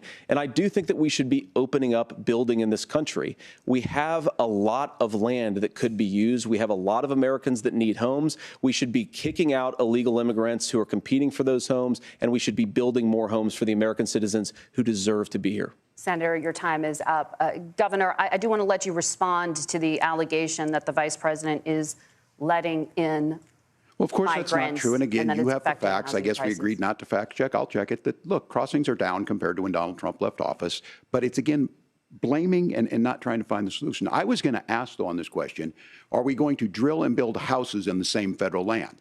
And I think when people hear federal lands, these are really important pieces of land. Now, Minnesota doesn't have a lot of federal lands. I know in the western part of the countries we do. There's not a lot of federal lands in and around Minneapolis, for example. So the issue is I don't understand the federal lands issue unless we see this, and I worry about this as someone who cares deeply about our national parks and our federal lands. Look, Minnesota, we protect these things. We've got about 20% of the world's fresh water. These lands protect. They're there for a reason. They belong to all of us. But again, this is when you view housing and you view these things as commodities. Like, there's a chance to make money here. Let's take this federal land and let's sell it to people for that. I think there's better ways to do this. We've seen it in Minnesota. We're able to refurbish some of these houses. We're able to make some investments. That gets people in. And I'm still on the fact on this. Economists, Senator Vance, you said you don't like the economists. Which economists are saying that it is immigrants that's adding to the cost? Governor, your time is up. But Senator, on that point, I'd like for you to clarify. There are many contributing factors to high housing costs. What evidence do you have that migrants are part of this problem? Well, there's a Federal Reserve study that we're happy to share after the debate. We'll put it up on social media, actually, that really drills down on the connection between increased levels of migration, especially illegal immigration, and higher housing prices. Now, of course, Margaret, that's not the entire driver of higher housing prices. It's also the regulatory regime of Kamala Harris. Look, we are a country of builders. We're a country of doers. We're a country of explorers. But we increasingly have a federal administration that makes it harder to develop our resources, makes it harder to build things, and wants to throw people in jail for not doing everything exactly as Kamala Harris says they have to do. And what that means is that you have a lot of people who would love to build homes who aren't able to build homes. I actually agree with Tim Walz. We should get out of this idea of housing as a commodity. But the thing that has most turned housing into a commodity is giving it away to millions upon millions of people who have no legal right to be here. What are the federal regulations? I deal with this as a governor. You can very quickly reply. I'm sorry. I get this as a governor, and I don't necessarily disagree with that in some cases, many of those are local, many of them are state. I don't know which ones are federal, but I think whenever we talk regulations, people think they can get rid of them. I think you want to be able to get out of your house in a fire. I think you want to make sure that it's fireproof and those types of things. So which are the regulations? Because the vice president's not responsible for those. Congress writes those. Governor, thank you. Gentlemen, we have a lot to get to. You're passionate about the housing crisis, I can tell. But Nora? Thank you. One of the top problems facing Americans is the high cost of health care. Senator Vance, at the last presidential debate, former President Trump was asked about replacing the Affordable Care Act. In response, he said, "I have concepts of a plan." Since then, Senator, you've talked about changing how chronically ill Americans get health insurance. Can you explain how that would work? And can you guarantee that Americans with pre-existing conditions won't pay more? I'll give you 2 minutes. Well, of course, we're going to cover Americans with pre-existing conditions. In fact, a lot of my family members have gotten health care I believe, members of my family actually got private health insurance, at least for the first time, switched off of Medicaid onto private insurance for the first time under Donald Trump's leadership. And I think that, a lot of people have criticized this concepts of a plan remark. Look, it's very simple common sense. I think as Tim Walz knows from 12 years in Congress, you're not going to propose a 900-page bill standing on a debate stage. It would bore everybody to tears, and it wouldn't actually mean anything because part of this is the give and take of bipartisan negotiation. Now, when Donald Trump was actually president, and again, he has a record to be proud of, prescription drugs fell in 2018 for the first time in a very long time. Under Kamala Harris's leadership, prescription drugs are up about 7%. Under Donald Trump's entire 4 years, they were up about 1.5%. He introduced pricing transparency. Think about healthcare. You go into a hospital, you try to buy something, and nobody knows what it actually costs. That price transparency will actually give American consumers a little bit more choice and will also drive down costs. And we talked about, the reinsurance regulations is what I was talking about. Look, Donald Trump has said that if we allow states to experiment a little bit on how to cover both the chronically ill but the non-chronically ill, it's not just a plan. He actually implemented some of these regulations when he was president of the United States. And I think you can make a really good argument that it salvaged Obamacare, which was doing disastrously until Donald Trump came along. And I think this is an important point about President Trump. Of course, you don't have to agree with everything that President Trump has ever said or ever done. But when Obamacare was crushing under the weight of its own regulatory burden and health care costs, Donald Trump could have destroyed the program. Instead, he worked in a bipartisan way to ensure that Americans had access to affordable care. It's not perfect, of course, and there's so much more that we can do, but I think that Donald Trump has earned the right to put in place some better health care policies. He's earned it because he did it successfully the first time. Governor? All right, here's where being an old guy gives you some history. I was there at the creation of the ACA.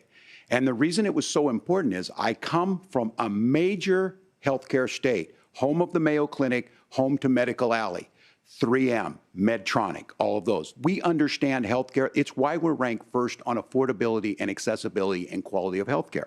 And so what I know is under Kamala Harris, more people are covered than they have before. And those of you listening, this is critical to you.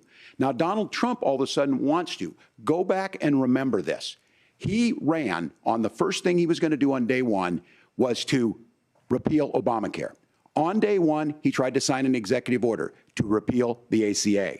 He signed on to a lawsuit to repeal the ACA, but lost at the Supreme Court. And he would have repealed the ACA had it not been for the courage of John McCain to save that bill. Now, fast forward, what that means to you is you lose your pre-existing conditions. If you're sitting at home and you got asthma, too bad. If you're a woman, probably not. Broke your foot during football, might kick you out. Your kids get kicked out when they're 26. Kamala Harris negotiated drug prices for the first time with Medicare. We have 10 drugs that will come online, the most common ones that'll be there. But look, this issue, and when Donald Trump said, I've got a concept of a plan, it cracked me up as a fourth grade teacher because my kids would have never given me that. But what Senator Vance just explained might be worse than a concept, because what he explained is pre-Obamacare. And I'll make this as simple as possible because I have done this for a long time. What they're saying is, if you're healthy, why should you be paying more? So what they're going to do is let insurance companies pick who they insure, because guess what happens? You pay your premium, it's not much. They figure they're not going to have to pay out to you. But those of you a little older, gray, got cancer, you're going to get kicked out of it. That's why the system didn't work. Kamala Harris will protect and enhance the ACA. Governor, thank you. Senator, you have not yet explained how you would protect people with pre-existing conditions or laid out that plan. Well, look, we currently have laws and regulations in place right now that protect people with pre-existing conditions. We want to keep those regulations in place, but we also want to make the health insurance marketplace function a little bit better. Now, what Governor Walz just said is actually not true. A lot of what happened, and the reason that Obamacare was crushing under its own weight, is that a lot of young and healthy people were leaving the exchanges. Donald Trump actually helped address that problem, and he did so in a way that preserved people's access to coverage who had pre-existing conditions.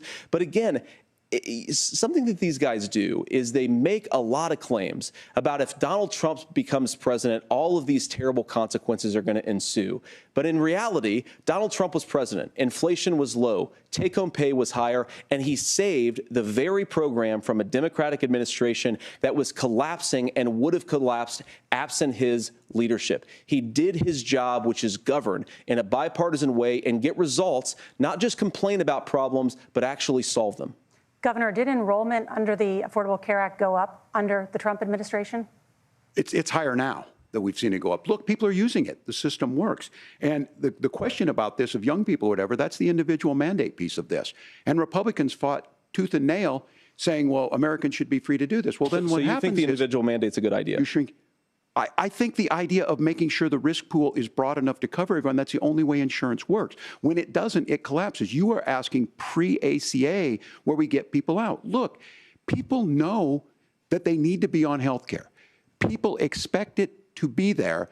And when we are able to make it, and we are making it this way, when we incentivize people to be in the market, when we help people who might not be able to afford it get there, and we make sure then when you get sick and old, it's there for you. Because I heard people say, well, I don't want to buy into Medicare or whatever. Good luck buying health care once you get past 70.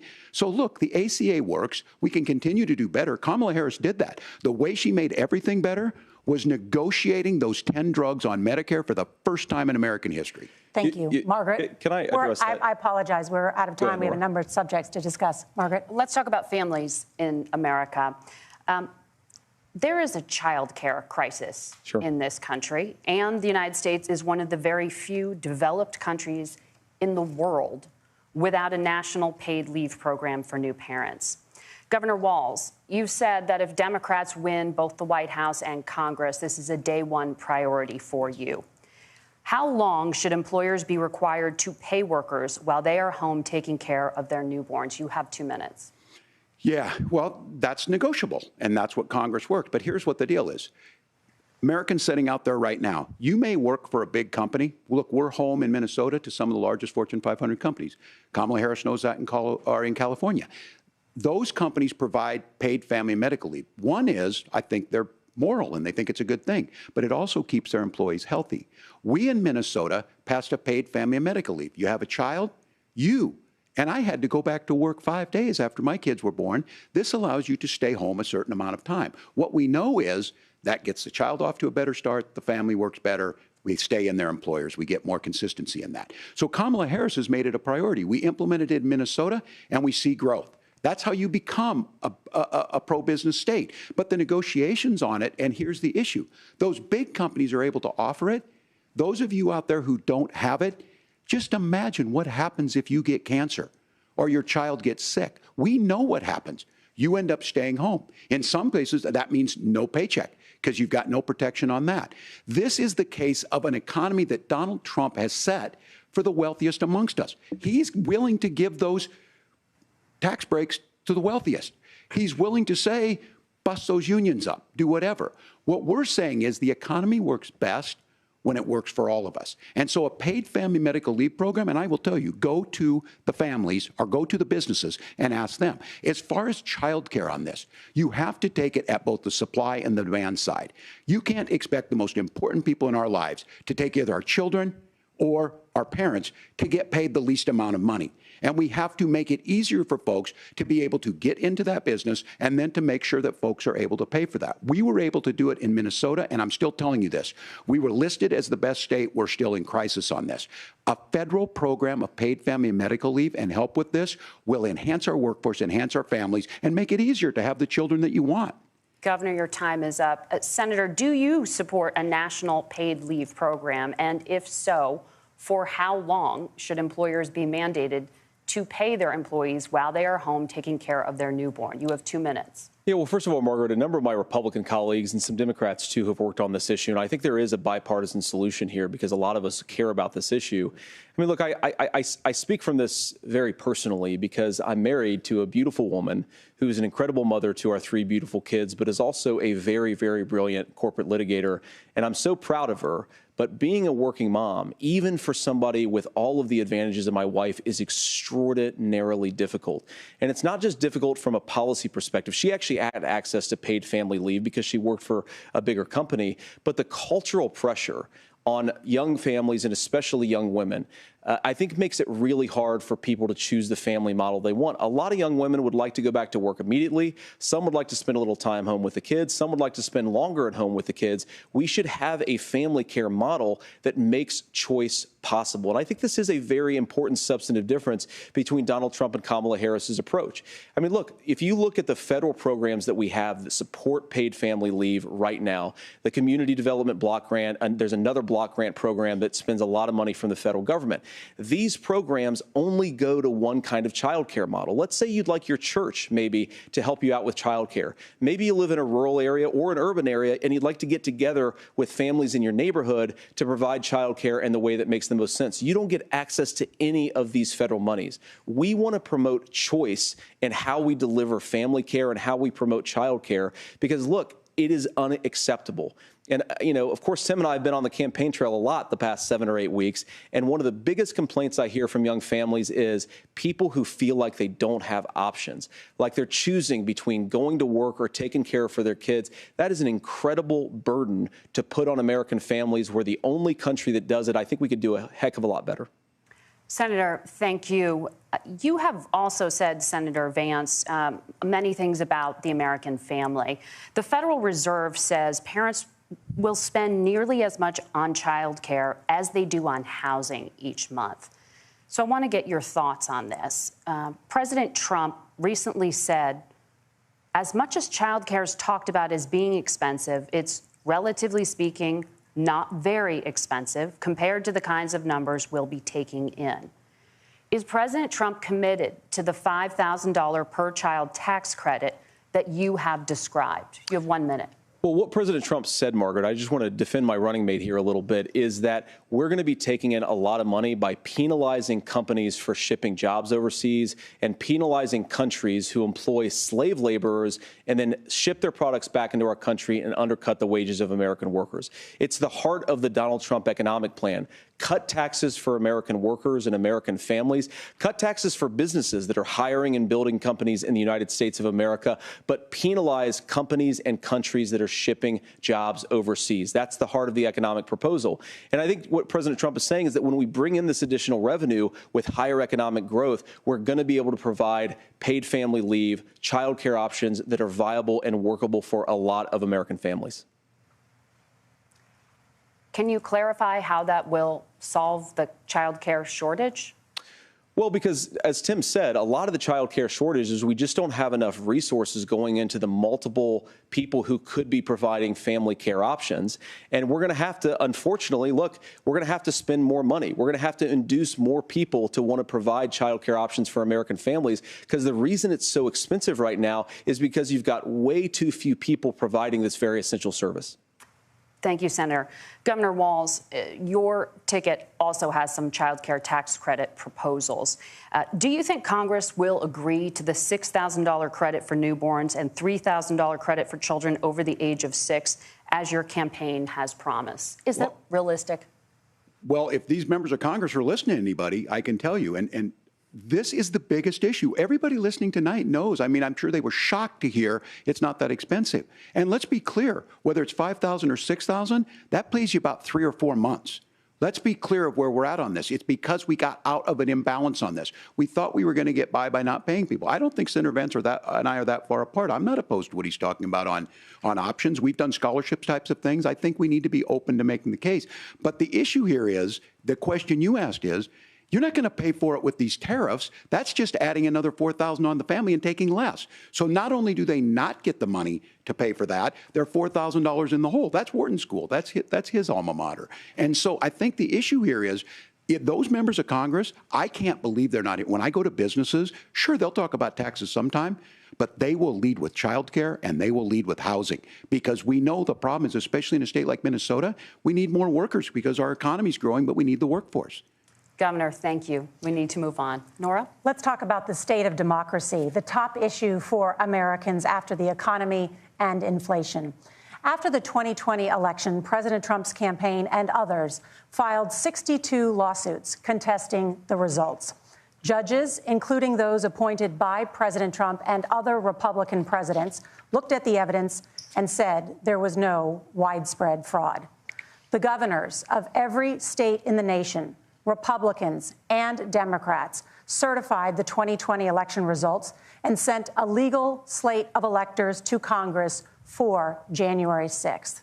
Senator Vance, you have said you would not have certified the last presidential election and would have asked the states to submit alternative electors. That has been called unconstitutional and illegal. Would you again seek to challenge this year's election results, even if every governor certifies the results? I'll give you 2 minutes.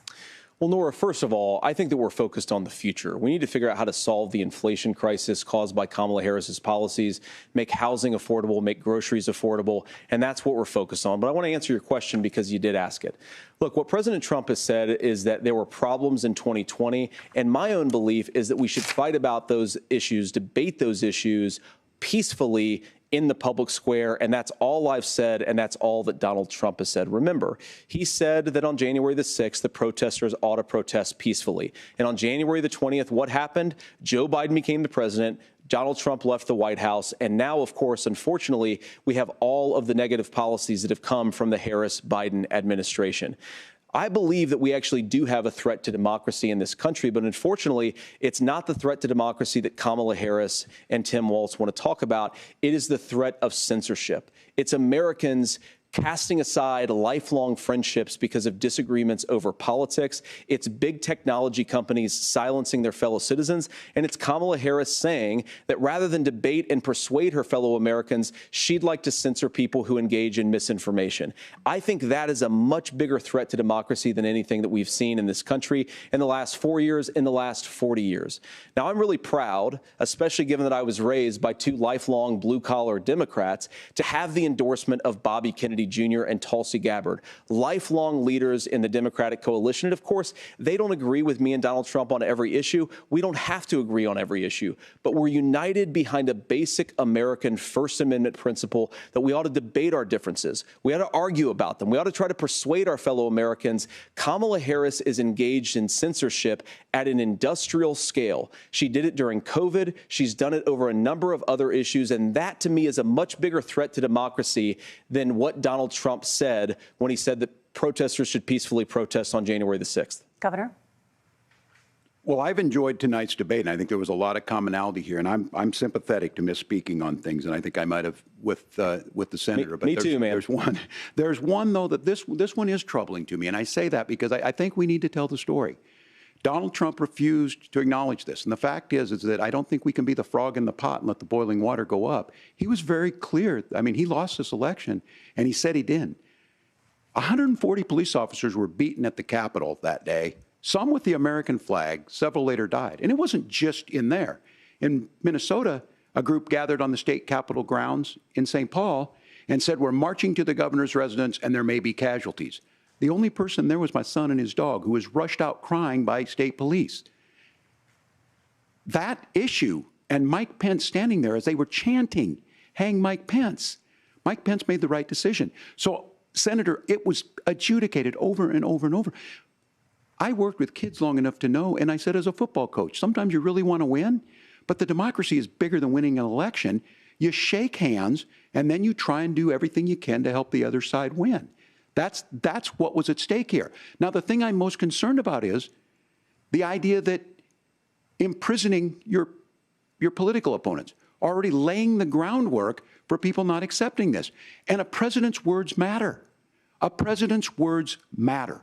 People hear that. So I think this issue of settling our differences at the ballot box, shaking hands when we lose, being honest about it, but to deny what happened on January 6th, the first time in American history that a president or anyone tried to overturn a fair election and the peaceful transfer of power. And here we are 4 years later in the same boat. I will tell you this, that when this is over, we need to shake hands this election, and the winner needs to be the winner. This has got to stop. It's tearing our country apart. Margaret? Senator Vance, did you want to respond to that? Yeah, well, look, Tim, first of all, it's really rich for Democratic leaders to say that Donald Trump is a unique threat to democracy when he peacefully gave over power on January the 20th, as we have done for 250 years in this country. We are going to shake hands after this debate and after this election. And of course, I hope that we win, and I think we're going to win. But if Tim Walz is the next vice president, he'll have my prayers, he'll have my best wishes, and he'll have my help whenever he wants it. But we have to remember that for years in this country, Democrats protested the results of elections. Hillary Clinton in 2016 said that Donald Trump had the election stolen by Vladimir Putin because the Russians bought like $500,000 worth of Facebook ads. This has been going on for a long time. And if we want to say that we need to respect the results of the election, I'm on board. But if we want to say, as Tim Walz is saying, that this is just a problem that Republicans have had, I don't buy that. Governor. January 6th was not Facebook ads. And I think a revisionist history on this. Look, I don't understand how we got to this point. But the issue was that happened. Donald Trump can do it. And all of us say there's no place for this. It has massive repercussions. This idea that there's censorship to stop people from threatening to kill someone, threatening to do something, that's not censorship. Censorship is book banning. We've seen that. We've seen that brought up. I just think for everyone tonight, and I'm going to thank Senator Vance. I think this is the conversation they want to hear. And I think there's a lot of agreement, but this is one that we are miles apart on. This was a threat to our democracy in a way that we had not seen. And it manifested itself because of Donald Trump's inability to say. He is still saying he didn't lose the election. I would just ask that. Did he lose the 2020 election? Tim, I'm focused on the future. Did Kamala Harris censor Americans from speaking their mind in the wake of the 2020 COVID situation? That is a damning non-answer. It's a damning non-answer for you to not talk about censorship. Obviously, Donald Trump and I think that there were problems in 2020. We've talked about it. I'm happy to talk about it further. But you guys attack us for not believing in democracy. The most sacred right under the United States democracy is the First Amendment. You yourself have said there's no First Amendment right to misinformation. Kamala Harris wants to use the power of government and big tech to silence people from speaking their minds. That is a threat to democracy that will long outlive this present political moment. I would like Democrats and Republicans to both reject censorship. Let's persuade one another. Let's argue about ideas, and then let's come together afterwards. You can't yell fire in a crowded theater. That's the test. That's the Supreme Court test. Tim, fire in a crowded theater. You guys wanted to kick people off of Facebook for saying that toddlers shouldn't wear masks. Senator, the governor does have the floor. Fire in a crowded theater. That is criticizing the policies of the government, which is the right of every American. Senator, the governor does have the floor for 1 minute to respond to you. Yeah. Well, I don't run Facebook. What I do know is I see a candidate out there who refused, and now again, and this, I'm pretty shocked by this. He lost the election. This is not a debate. It's not anything anywhere other than in Donald Trump's world. Because look, when Mike Pence made that decision to certify that election, that's why Mike Pence isn't on this stage. What I'm concerned about is, where is the firewall with Donald Trump? Where is the firewall if he knows he could do anything, including taking an election, and his vice president's not going to stand to it? That's what we're asking you, America. Will you stand up? Will you keep your oath of office, even if the president doesn't? And I think Kamala Harris would agree. She wouldn't have picked me if she didn't think I would do that, because of course that's what we would do. So, America, I think you've got a really clear choice on this election of who's going to honor that democracy and who's going to honor Donald Trump. Governor, your time is up. Thank you, gentlemen. We will be right back with both of our candidates. The CBS News vice presidential debate continues.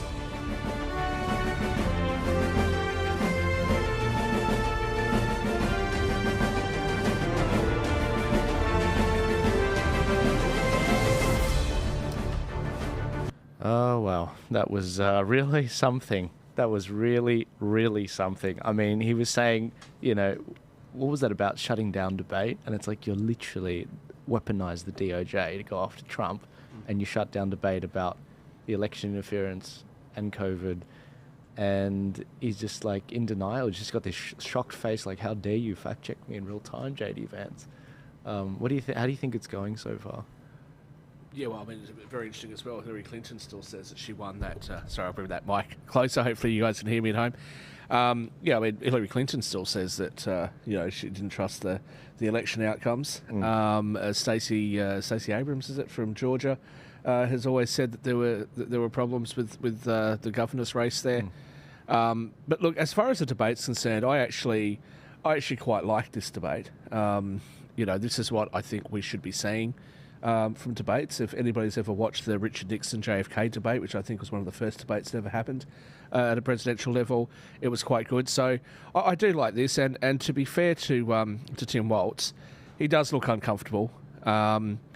He does look nervous. It's a little bit difficult. Well, I almost feel sorry for him, to be honest. But he does come across actually as being quite pragmatic and quite likeable.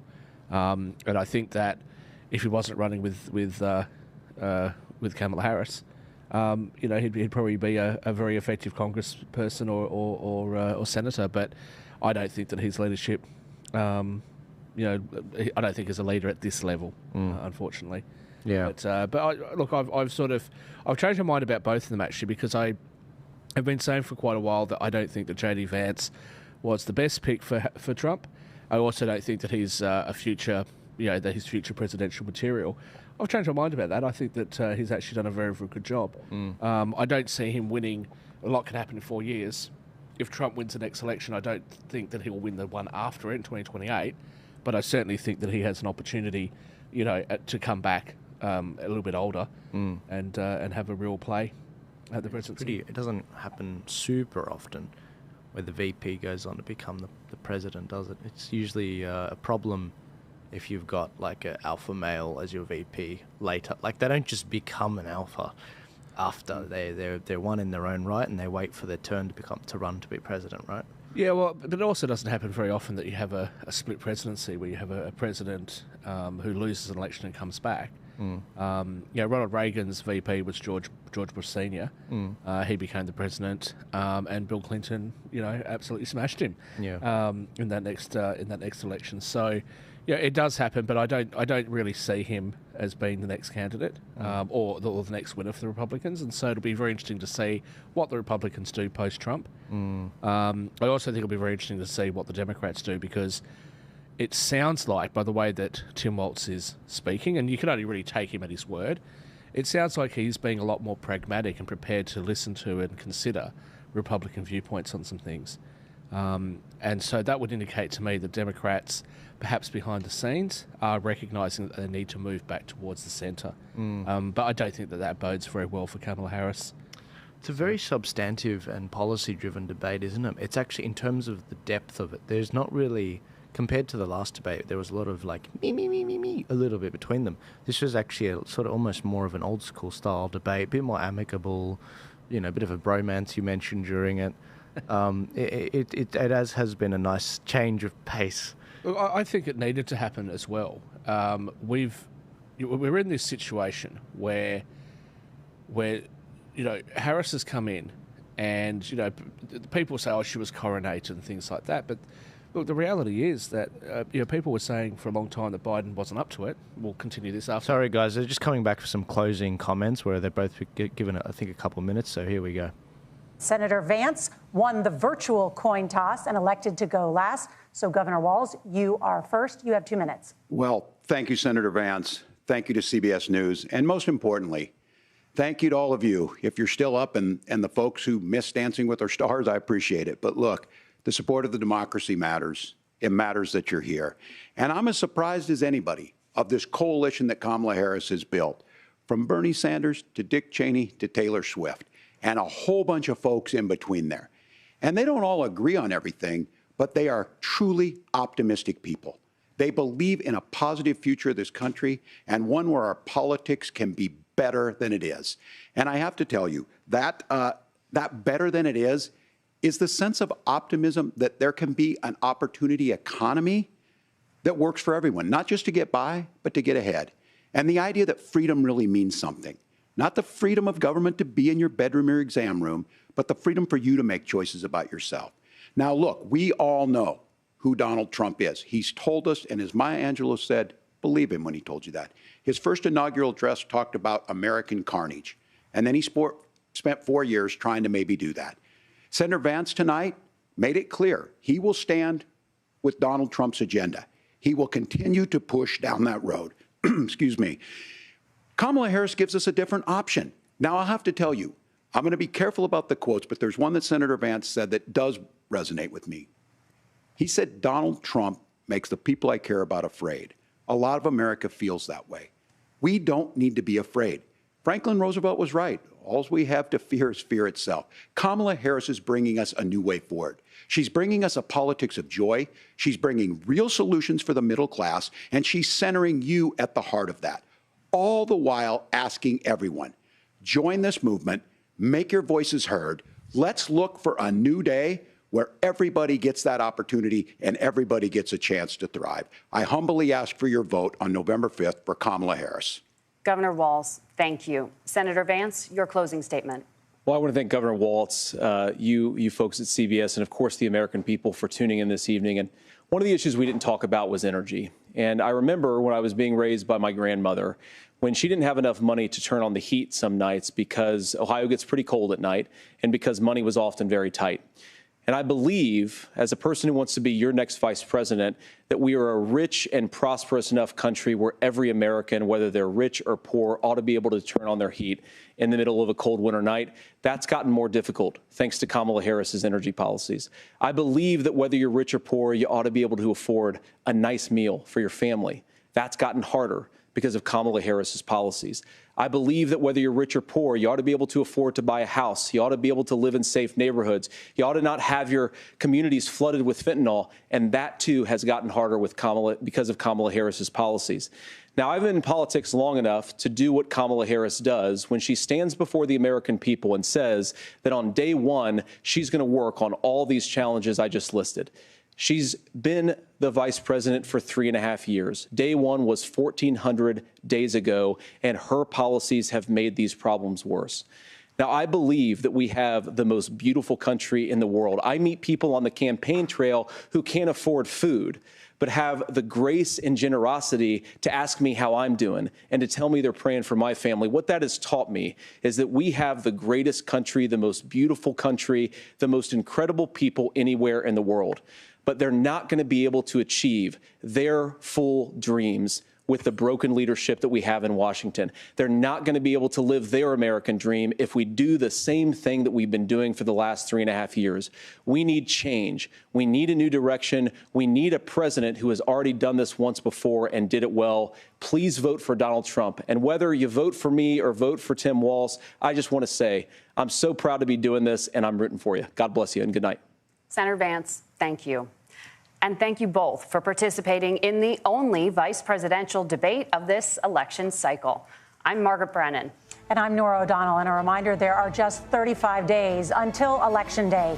Please get out and vote. And for all of us here at CBS News, thank you and good night.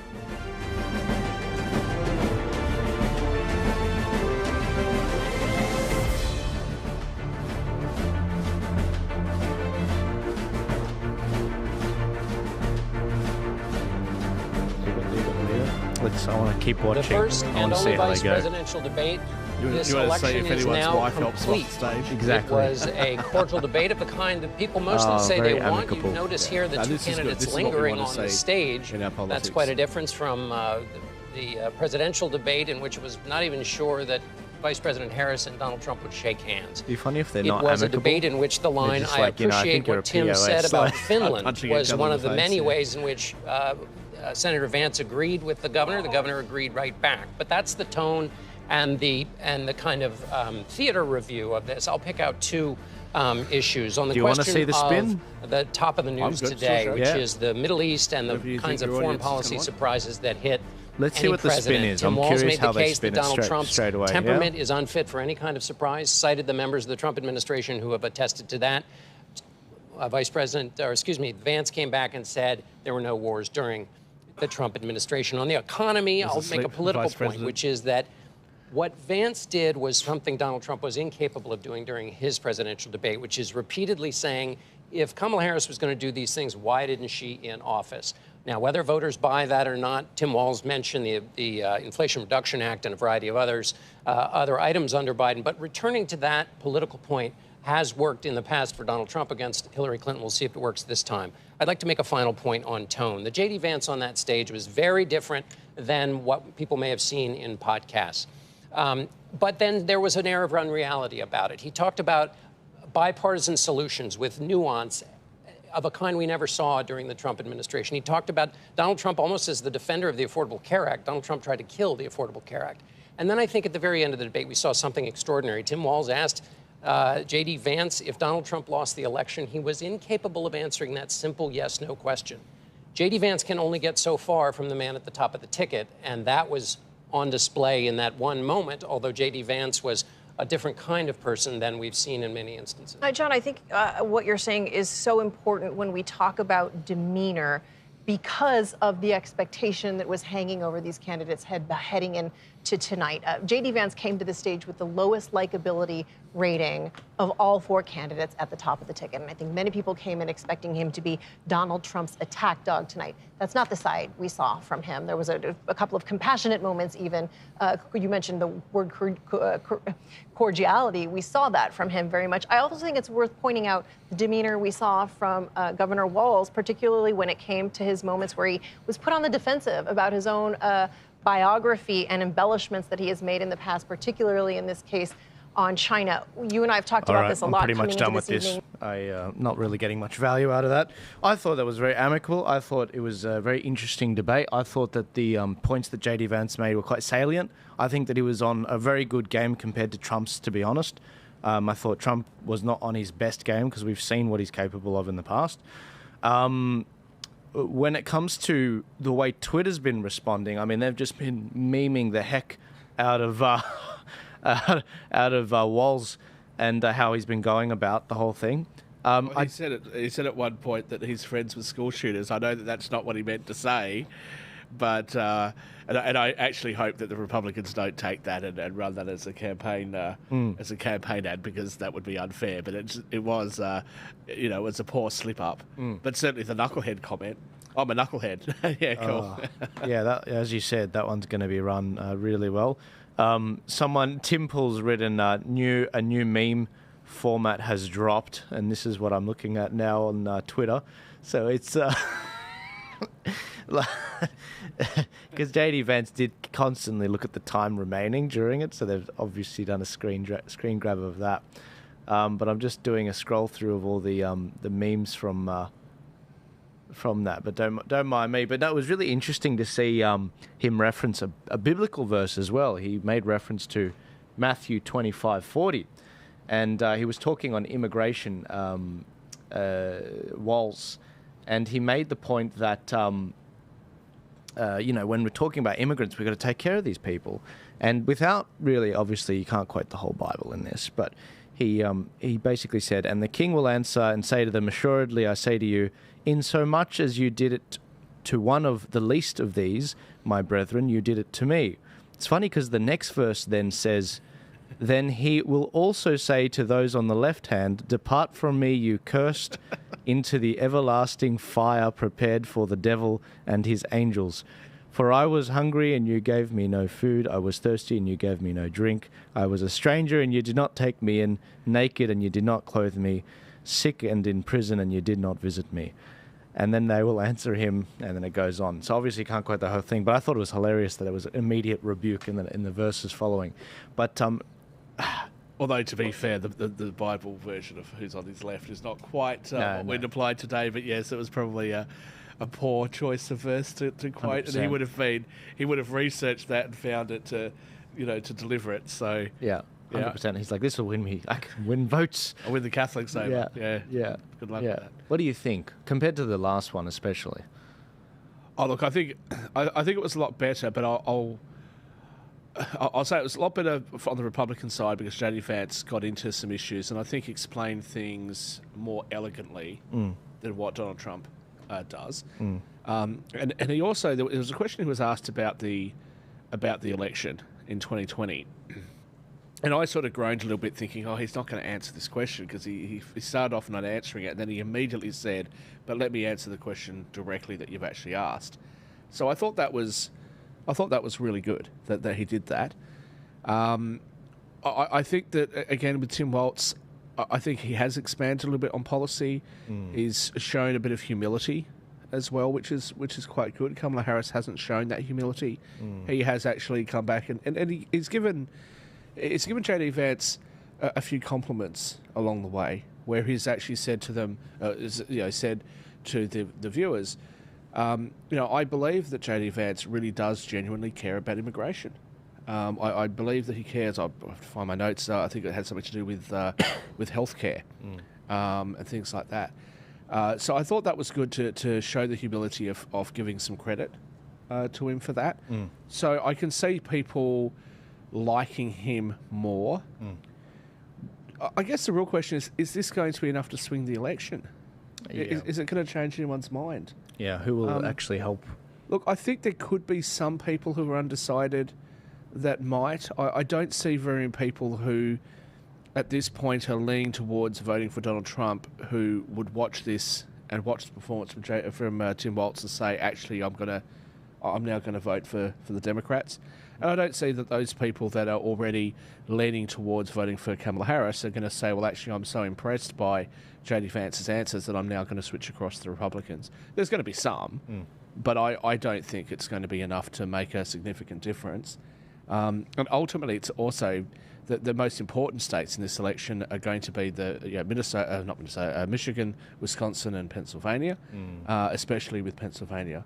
On one of the other podcasts I'm on, we had a pollster that came on a few nights ago, and he has predicted a 66% chance of Harris winning. I think that those odds are way off.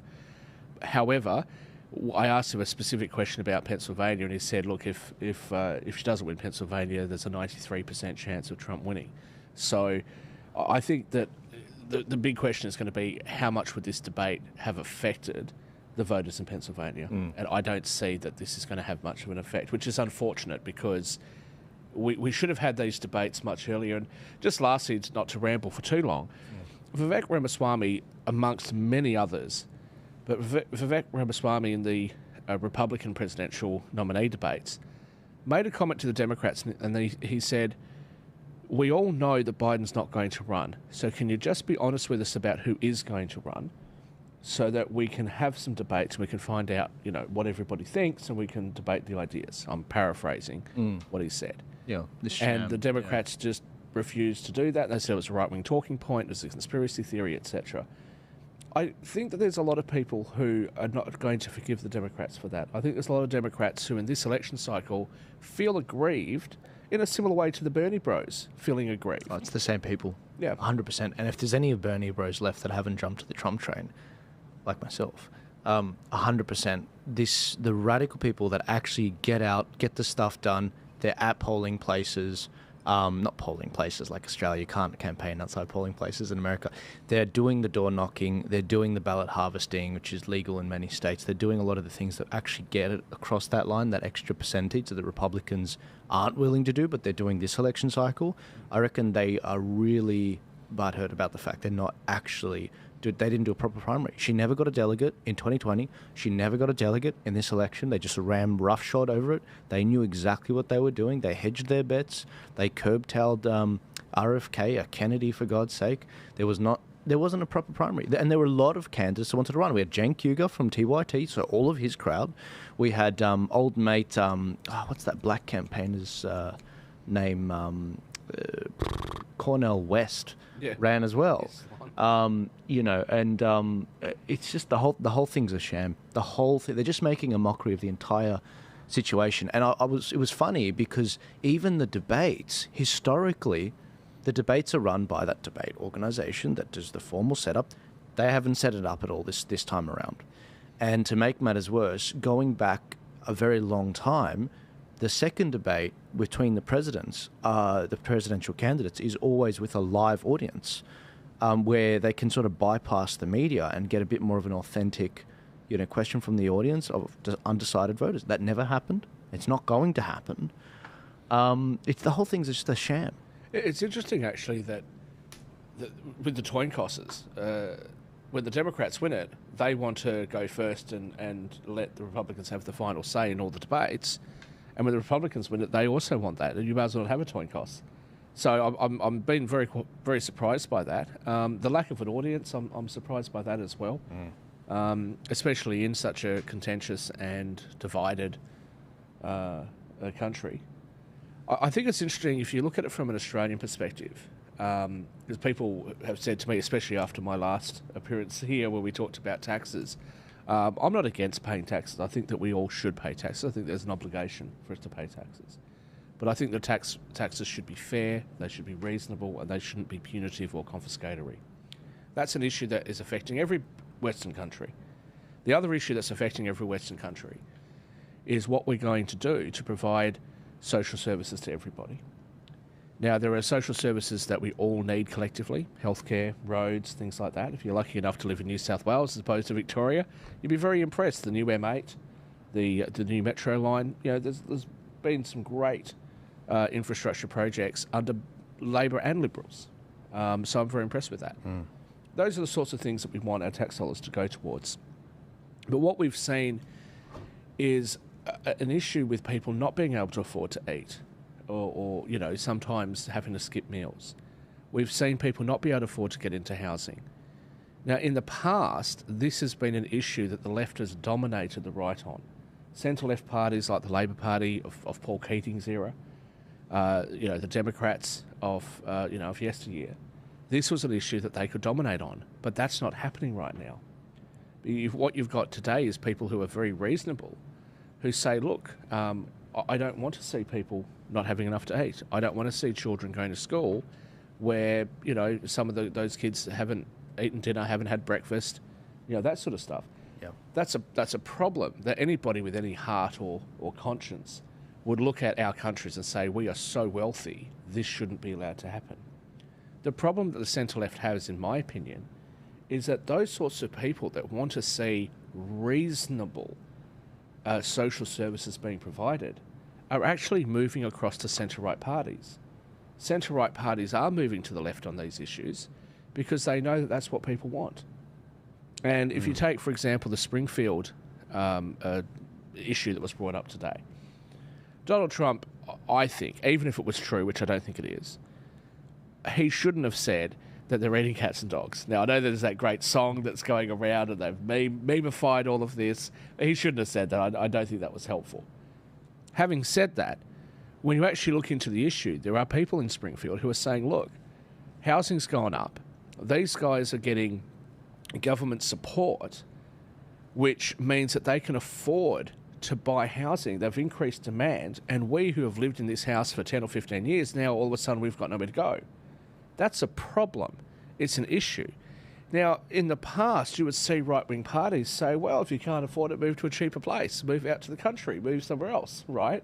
Well, Springfield is not exactly an inner-city area. So what you're actually seeing is people on the centre-right who are saying this is a problem, people can't afford to survive, at the same time as you're seeing the people on the left go, well, stop blaming the immigrants. So, I think the left is in for some hurt, and I think there's some real similarities between the issues they're talking about. They talked about misinformation. They've talked about healthcare. Their healthcare system is way different to ours, but we talk about, problems within the funding system for our healthcare, the NDIS, all these sorts of things that we talk about in Australia. Education's another issue that we talk about. Social services for older people is something that we talk about here as well. And, of course, immigration. So I think our issues are very, very similar. And that big one, which was on censorship, that's an issue that we're seeing in the UK. That's an issue that we're seeing, obviously, here in Australia. And I'm led to believe the bill will be defeated. I certainly hope it will be. Canada as well. They've got their own thing, and New Zealand as well with their media. But we're seeing such a push by our governments to do these sorts of things. And as I've said, the last couple of times I've appeared here and on other podcasts, look, there is no mandate for this. The people don't want it. I'm not necessarily advocating for democracy over republicanism. I think that the republic style of government is better. But the reason why Republican style of government is better, in my view, is because under that sort of system, you have constitutional rights. You have the ability to restrain government from infringing on your personal individual rights, even if the majority decides that your rights should be infringed on. That's not what we're saying. No. What we're saying is politicians that don't have the support of the majority of people, and they don't have the support of the Constitution or the Magna Carta or the Bill of Rights or whatever system you've got, who are saying, well, we're just going to throw all that out and this is what we're going to impose on you. Why? It makes no sense to me. Makes no sense. And in terms of the reaction to all of this online, I mean, how people are just enjoying the sort of run down to the bottom. They're just really unhappy with what's been going on. All they can do is sort of make fun of the whole situation and the whole how this debate's played out. But I mentioned to you while we were watching it, you know, the internet always wins. And these are some of the memes that are coming out. If you look at my Twitter feed, this is from Anna Paulina Luna. Trump Vance 2024, not friends with school shooters. Another one is... I'm good with that as memes, but I don't want to see that be an official Republican a campaign message, because that would be unfair. We all know that he didn't mean to say that. Yeah, this is good. This one's good. CB News Vice Presidential, just looking at Rami likes that one.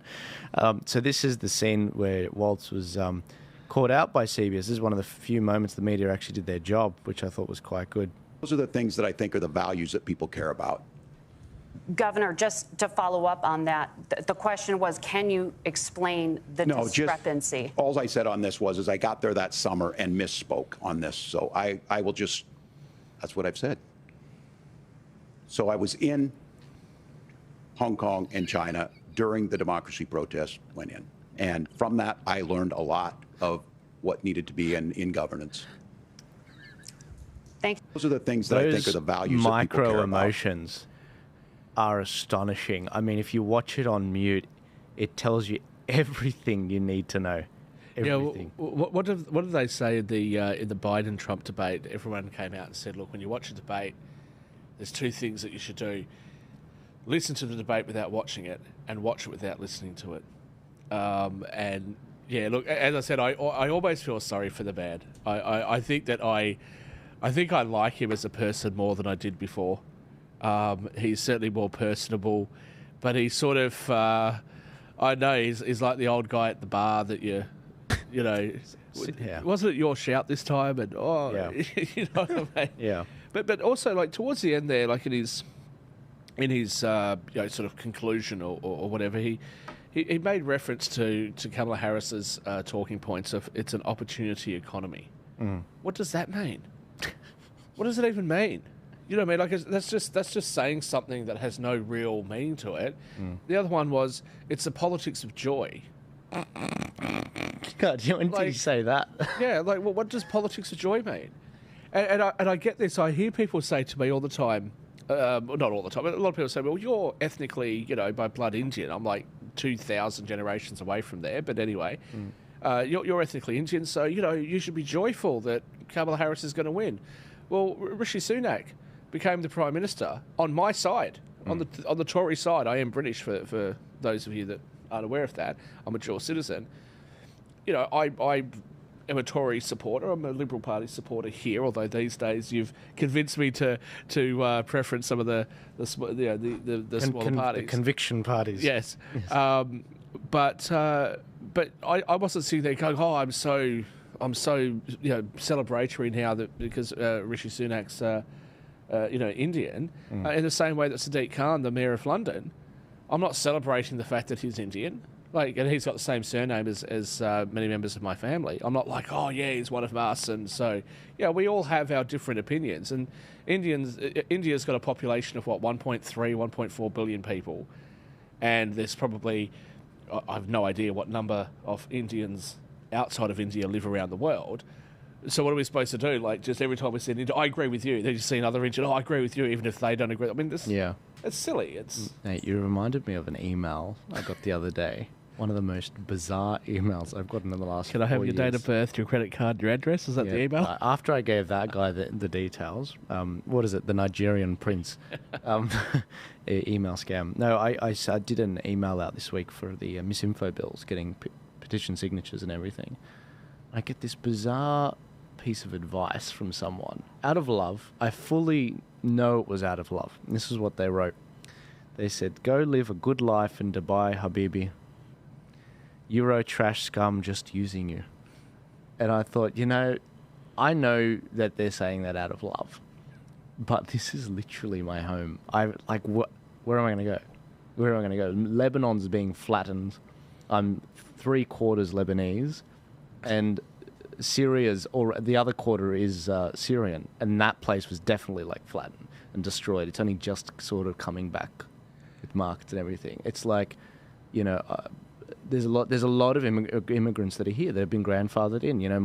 My grandparents and my dad, they're all buried here in Australia. I mean, this is literally, it doesn't get more at home than that. I got to do a whole podcast on what's going on in Lebanon right now because it's heartbreaking. I mean, the destruction of the historical monuments from these wars is just nuts. Look, I think, obviously you and I are not white. Well, I am apparently. According to America, I actually have a drop. I have a single drop, but go on. Okay, anyway, I won't even say what I was going to say there. Sure. So, we're immigrant. Well, our families have immigrated to this country. One of the producers of the show here is also, similar to us, and the guest who's unfortunately not with us today, similar to us. The leader of the Proud Boys, same sort of thing. So, and all that they can do is, you're right-wing extremists, you're white supremacists, or you're traitors to your race. No, we're not actually. We believe in the core values of this country. We know that, for me, I was a little bit older. I know that there was a time when I experienced some racism in this country, but it was a long time ago. I moved to Sydney when I was 10 or 11 or something, 12, and it was different here. It's different back in Western Australia. We are much more welcoming. We have multiculturalism. We're a melting pot. You can go out today and have Greek food for lunch, have Italian for dinner, have Chinese tomorrow, have an Arabic dish for lunch. There's an assortment of different foods, an assortment of different cultures. And one of the things is that we are prepared to accept each other and treat each other fairly. We generally don't discriminate too much. There is some levels of discrimination. I'm not going to get a job at an Italian deli, more than likely, because nobody will. Even Italians won't get a job at the Italian deli because it's got to go to the sister and the cousin and the uncle, right? Same with the Lebanese. If you chop the tabbouleh the wrong way, you're out. Exactly, right? Yeah. But that's not racism. So I think, when we look at what our core values are in this country, when people like you and I say it, and I know that you've been described as a tinfoil hat-wearing, conspiracy theorist and all sorts of things, and there are things that you and I disagree on.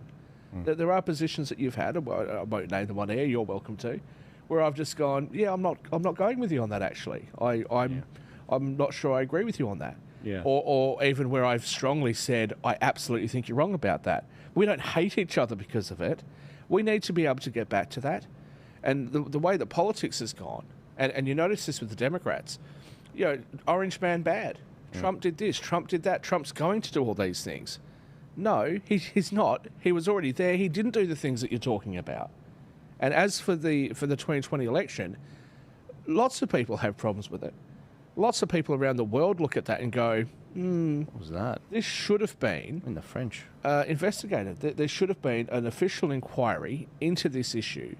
And I'll just remind everybody, when Trump won in 2016, Democrats were actively out there. In fact, celebrities went on and did this huge advertisement campaign telling the electors not to give the votes to Donald Trump. Yeah, I've got a video right here of that, actually. And to be fair to Joe Biden, who was at that time the VP in charge of the Senate, he actually gavelled them down and said, no, none of that. right? So he actually did what he was supposed to do. But they still asked for it. And, of course, when Republicans do it, they're the worst people on earth. Where's the fairness in that? It's not. No, that's not how it should be. That's right, and it's about who has a bigger mic. Yep. Sorry, before I bring up that particular section, this was breaking news. CNN admit that Tim Walz actually lost the debate. I think there was a clear lack of preparation and execution here on Walz's part. I think actually it's the opposite. I think he had too much preparation. Maybe, yeah. He had so many lines that he was clearly trying to say that he didn't listen and said when J.D. Vance said one of the many things he really hit Kamala Harris on, not Tim Walz, but Kamala Harris, he didn't respond because he clearly had things in his mind. I think the lack of interviews that he has done with national media, with local media, it showed. He needed more reps. Yeah, no, I agree. I mean, J.D. Vance is much more experienced at this, at public speaking, at defending himself, at pivoting. I think that he lost the debate because he was over-prepared. Well, and therefore he should do more preparation interviews with us so that we can make money. Nice to hear Dana Bash going down that path. And Vance is saying that a 40-year-old... So actually, J.D. Vance is slightly younger than me. Vance is saying that a 40-year-old senator has more experience. Well, you know what? You know whose fault that is? It's the Democrats' fault. Because the Democrats should have admitted that Joe Biden actually was as feeble as the rest of us were saying, and then had an open convention. Yeah. Or if they really wanted to push Kamala Harris, push her in there, fine. But they should have done that a year ago, 6 months ago, right? Instead of running this bullshit campaign... Oh, sorry, I swore on your program again. Instead of running this bulldust campaign... he didn't fall down the stairs. It was a very windy day, and he got blown down 3 times. Yep. He wasn't staring off, into space, and Giorgia Meloni, from Italy, had to go and get him and bring him back. Oh no, those are cheap fakes. No, we could all see it. And then when the debate happened, it was completely obvious. Yep. Then they've tried to run this line that Joe Biden is this amazing person. And his legacy is absolutely incredible and fantastic because he decided, out of the kindness of his heart, to step aside to let a younger generation take over. No, nobody's buying that. Even Democrats. Look, my phone's been going wild, and I do have a lot of friends who are Democrats. God bless them. But even they have said to me that they're not buying that. Right? They'll defend her. They'll still vote for her. No problems. Right? It's a democracy. We have different opinions. But that sort of stuff they're not buying. But I'll come back to what I said before. There are Democrats out there who are very, very unhappy with how this has played out, with how Kamala Harris became the nominee. And what Democrats, in my opinion, Democrats and especially their supporters, their hardcore supporters, a third of the country that will vote for them no matter what they're doing, or my impression of them, is that they're not prepared to accept one single iota of criticism, constructive or otherwise. They're not prepared to accept it from the other side, but they're also not prepared to accept it from within. Yeah, absolutely. It's a bit like a tribe. Tim Pool made the point.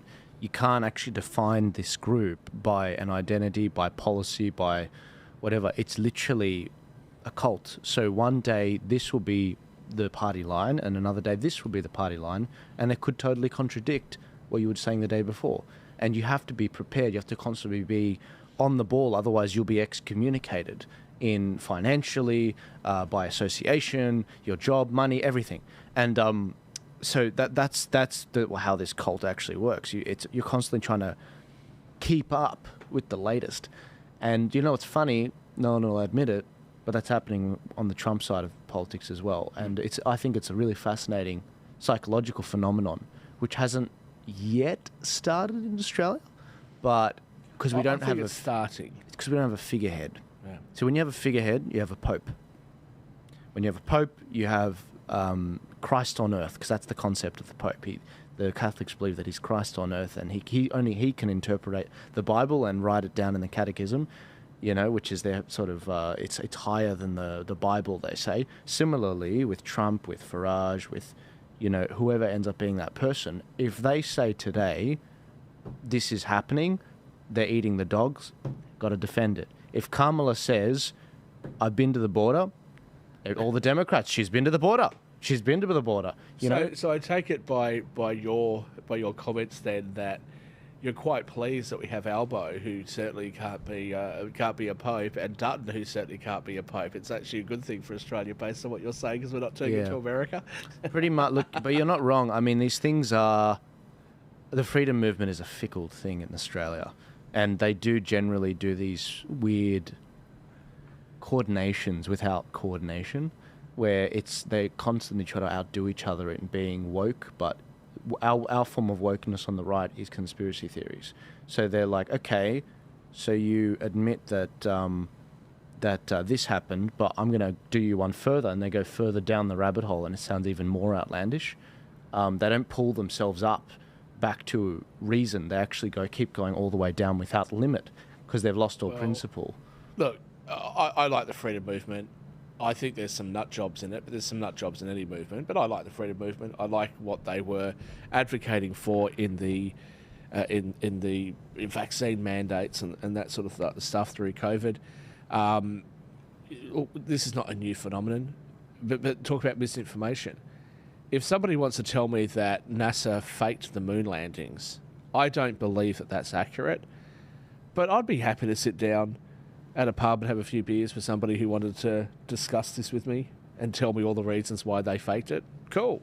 I'm there. Yeah. Do you know what I mean? So that's fine. But we've talked about this previously. Yeah. Where both sides cross the line is when they start shutting down debate. Absolutely. That's the tell, because it's like, you're not willing to talk about XYZ. And some of my examples, I just realized I can't say them on camera because it will get cancelled. But you're not, because I don't hold these views, but this is what people say. You're not going far enough to do this, this, and this. Therefore, you're not woke enough on the right, or you're not woke enough on the left. So on the left, if you're not willing to say at this point in time, sovereignty was never ceded on the Aboriginal issue, or that climate change, you've got, 1 year before we all die, or, coming to the Palestine thing, on the left, they say, if you're not willing to say, from the river to the sea, Palestine will be free, you're excommunicated. And on the right, it's like a completely different paradigm, but it is also, they cancel people. They cancel people if you don't have the exact same view on Israel. They cancel people if you don't believe that, colonialism was blemishless.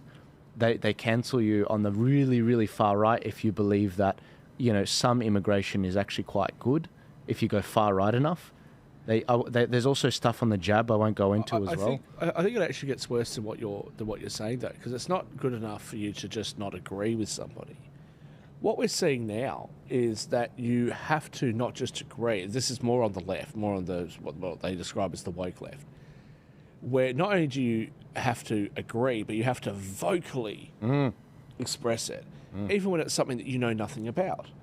I was in California, and there was a particular piece of infrastructure that they were talking about building, and I knew nothing about it. It's the first time I'd ever been to this particular place, and we were listening to everybody. They said, "Oh, so what do you think?" And I said, "Oh, the drawing looks good. Yeah, that looks cool. Good luck." Oh, and like immediately all these people were like, "No, it doesn't look good. It's terrible. How could you say such a thing?" Well, I was like, "Okay, it doesn't look good then. No, like you shouldn't do it. Sorry, okay." And then the other group of people was like, "Yes, we should." But I'm like, "Look, dude, I'm from Australia. Chill out. I've been here for like 25 minutes. Like we're doing a tour. Like I know nothing. Well, you should educate yourself." No. Yeah. I'm not going to educate myself. Yeah. Like if you're watching this show and there's something happening in, I don't know, Parramatta. I don't live in Parramatta. I don't go to Parramatta very often. Yeah. I have no idea. Yeah. I'm not going to educate myself about the issues in Parramatta because I don't care. I don't live there. Yeah. It's like, why don't you educate yourself on the Zulu Wars? Exactly. It's like, I don't know, maybe there's 200 other countries I can barely keep up with. I'd like to actually ask you your because we both had a laugh about this, the concepts of a plan. In the last debate, Trump and... but the response on this debate, I'm putting it myself on this screen, but the debate, JD Vance responded and Tim Walz responded to the concepts of a plan comment. What was your take on that? Yeah, so, Vance made the point, look, to address the concepts of a plan comment, Trump didn't completely outlay the complexities of an economic policy on a debate stage. You all would have been put to sleep. And Walz actually had his best zinger comment back. He said, they have more than concepts they have worse than a concept of a plan. It was really efficiently put the way he said it. I thought that was brilliant. I mean, in sort of debunking the whole thing. But I thought JD Vance did a great job of covering that. I really did. He wasn't the attack dog that everyone was expecting him to be. I thought he was going to be more aggressive today. Yeah, 100%. I thought that looked. I think he did a good job. But all things being fair, and I'll go on record now. I'm very happy to go on record. If I had the ability to vote in the American election, which all we have to do is cross the southern border, apparently, but that's a different story. If I had the ability to cross the to vote in that election, I would vote for Donald Trump, and not because of his personality or anything like that, but because I agree more with his economic policy. I think it's more well thought out. It's more consistent with the viewpoints that I have in relation to the economy. And I also think, to be honest with you, he actually deserves it at this point. The man has been hammered by the judiciary. He's had the DOJ absolutely go after him in ways that they shouldn't have. He's had local prosecutors go after him in ways that they shouldn't have. They've weaponised the justice system in a way that is quite destabilising, I think. And they've attempted to assassinate him twice. Mate, fact check. Do you remember that line about the only 2% of the border wall being built? Turns out to be complete crap.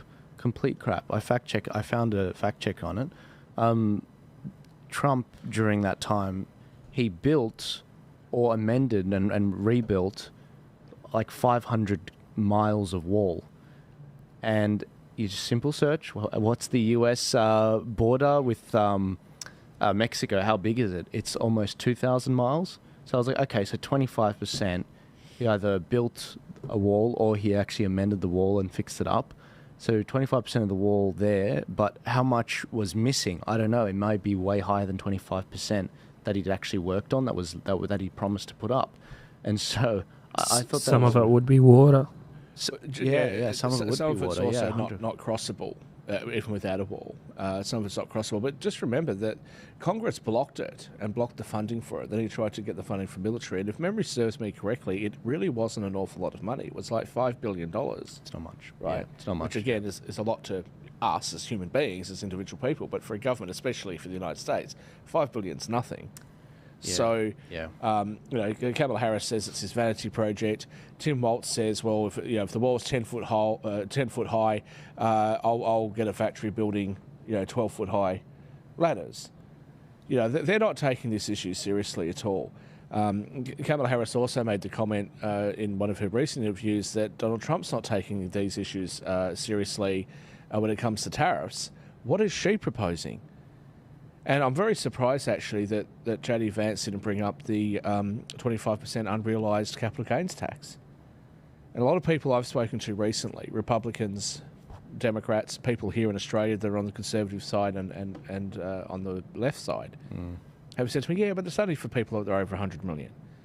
My standard response has always been, yes, but those people, especially if you're talking about California startups, tech company startups, often these companies, unicorns that have a $1 billion market cap, the people that own those companies often don't have an awful lot of money themselves. It's just that the market cap, theoretically, of their companies are worth a heap. And so if you start taxing them, you basically what you can do is you're going to force those businesses overseas.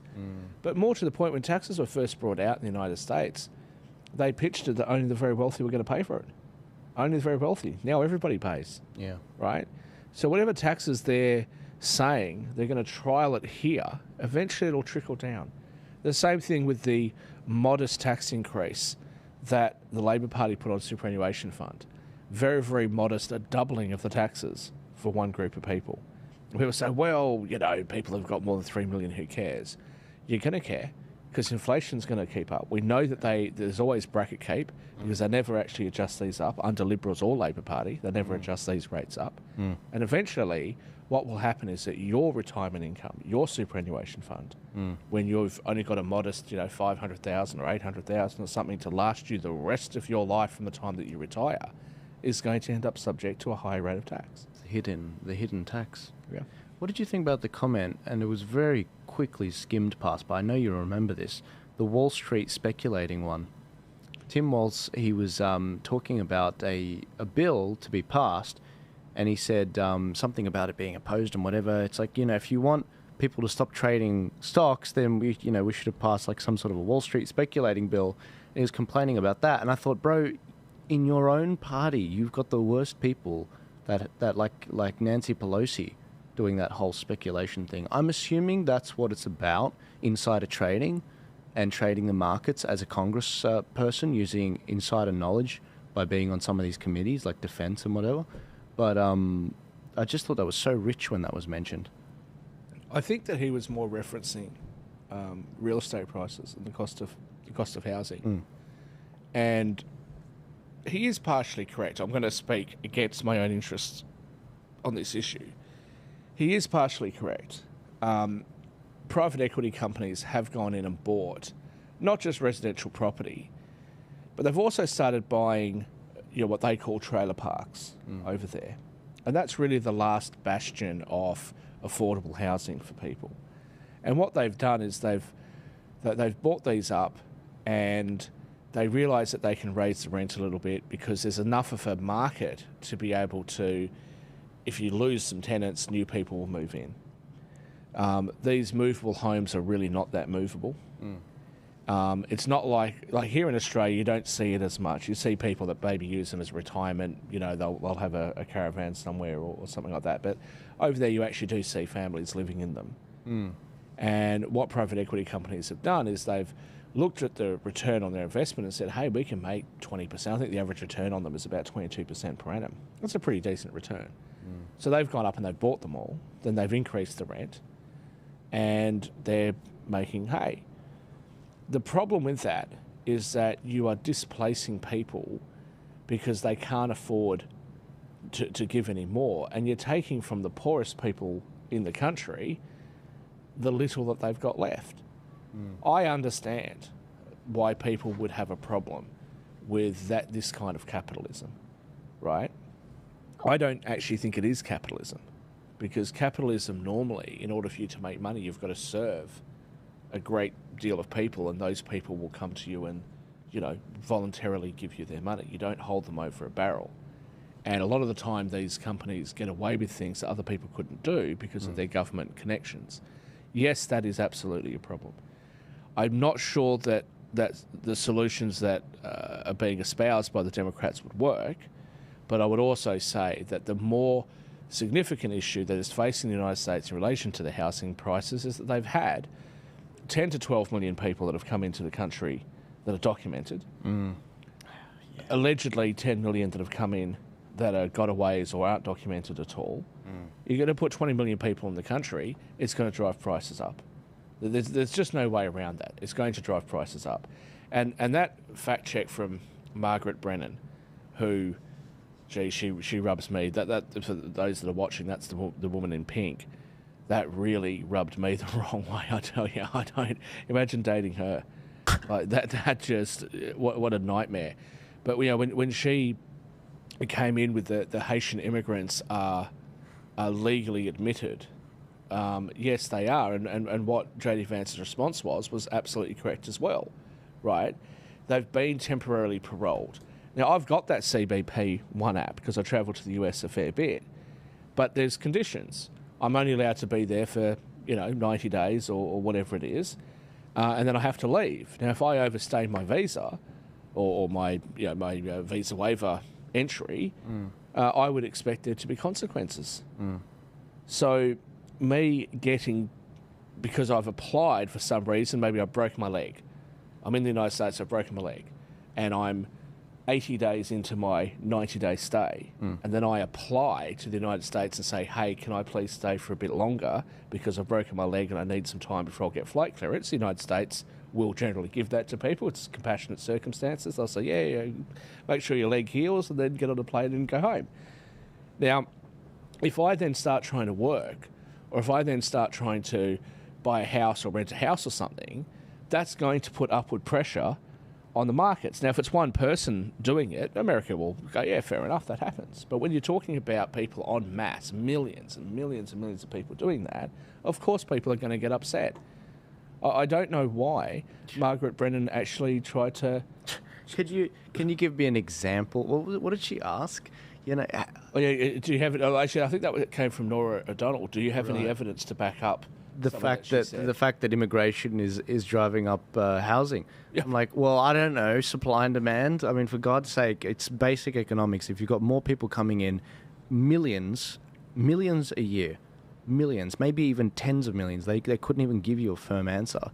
Of course, that's going to affect it. They've got to sleep somewhere. They're not just sleeping on the streets, and they are.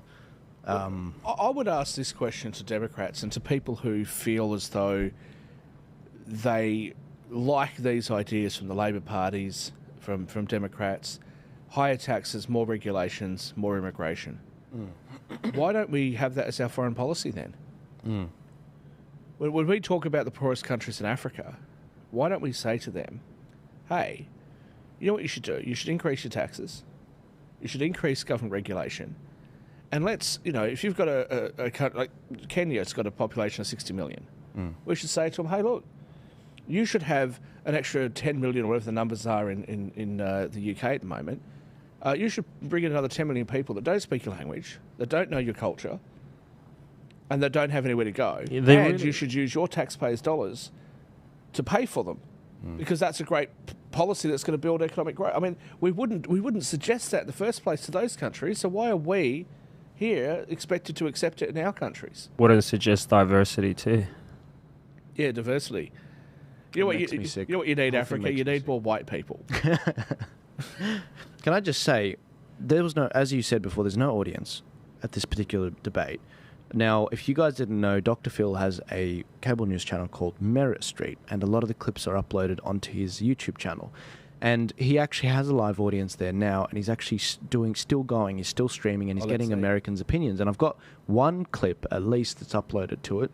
This is from Dr. Phil. Do you agree with this opinion on Walz's comment on gun control? And this is what was asked or said. Did you hear anything tonight that really disturbed you from either candidate? Something you heard from them where you said, no, I wouldn't have said that, or I wouldn't have talked about it. Yes, sir. Stand up. Say your first name. I'm Dave.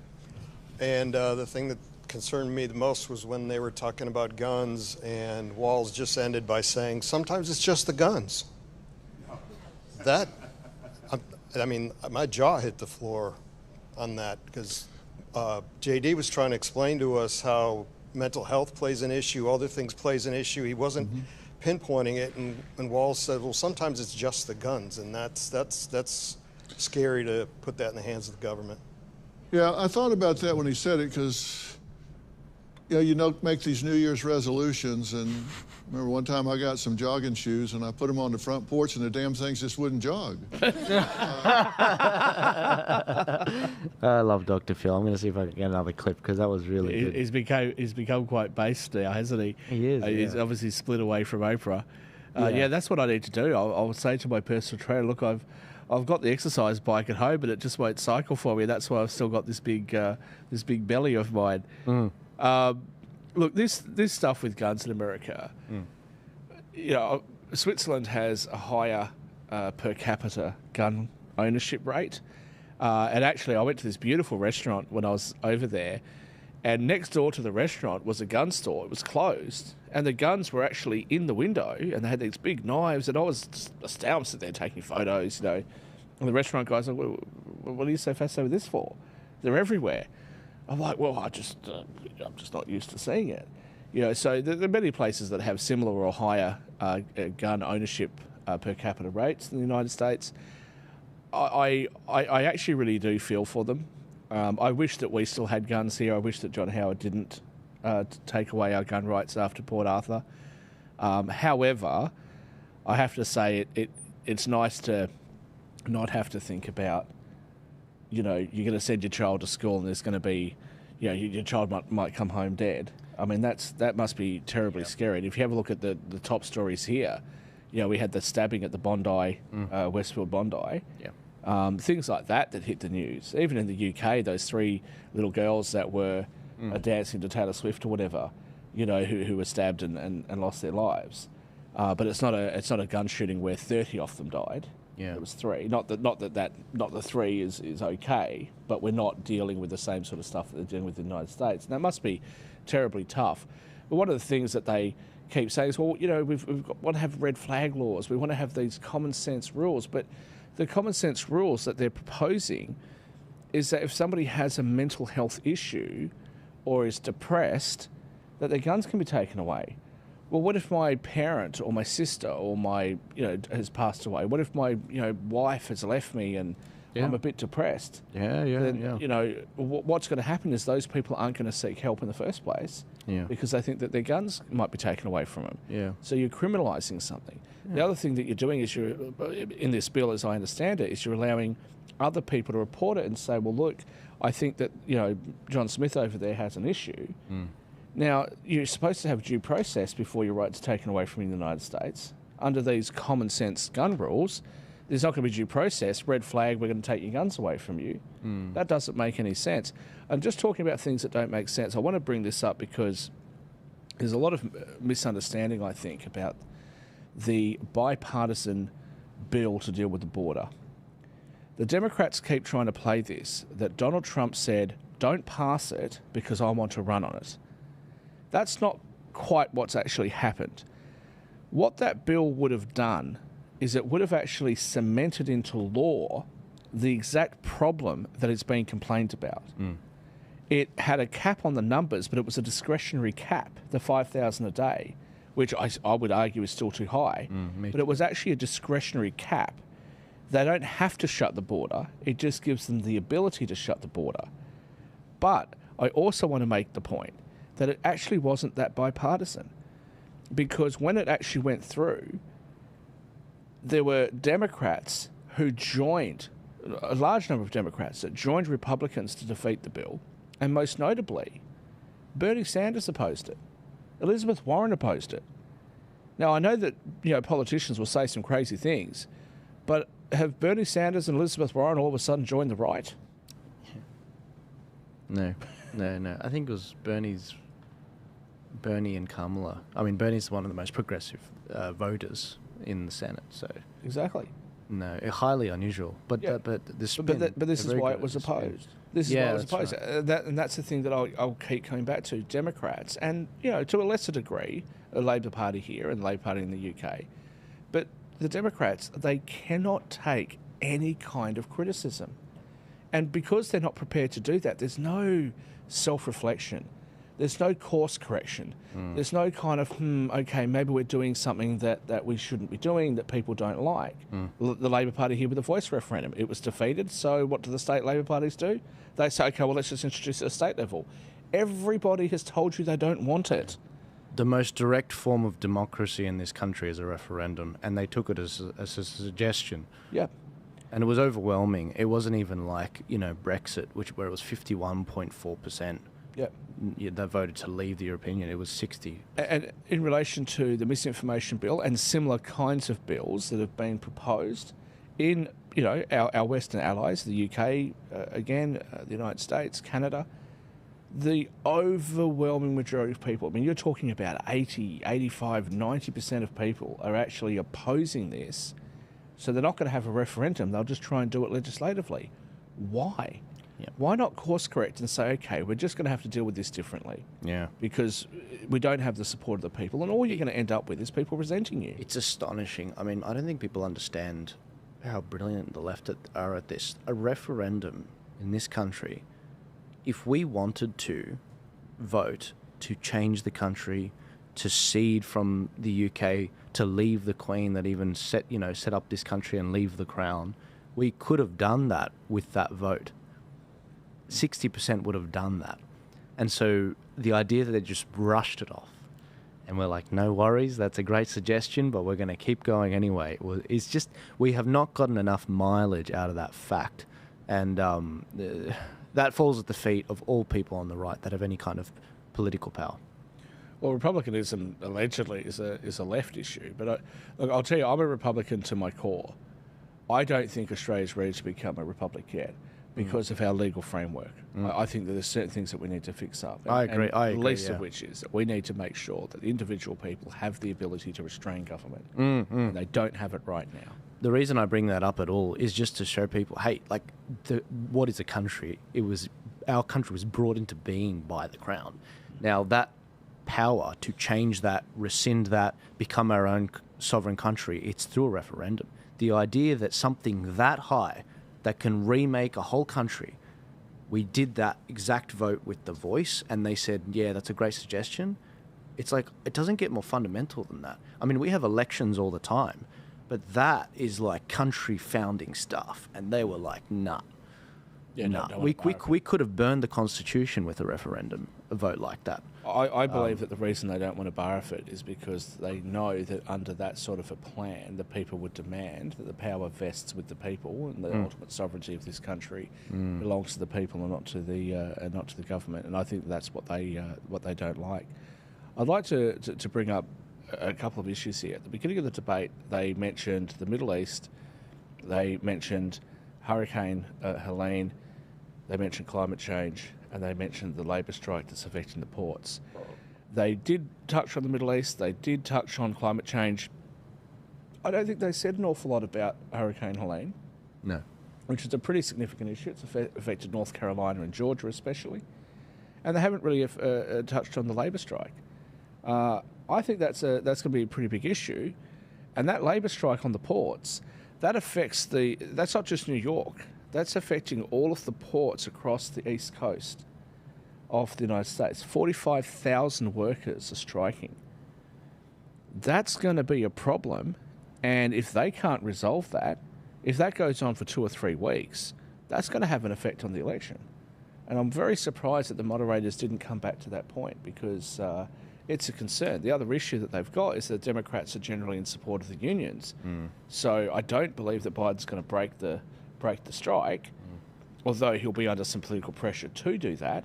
But if he doesn't break the strike, well, he's going to lose-lose. If he does break the strike, he's going to further alienate the unions.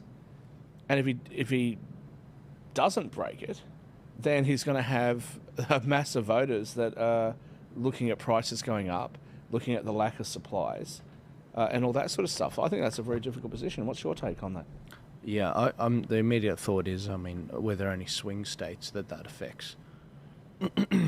Well, North Carolina and Georgia, obviously. And so the idea they wouldn't spend more time is kind of shocking, to be honest. So there's direct issues for North Carolina and Georgia, but in New York as well. A lot of goods come into New York that go into Pennsylvania, Wisconsin, Michigan. Exported goods go out of New York ports. This is going to affect the whole East Coast.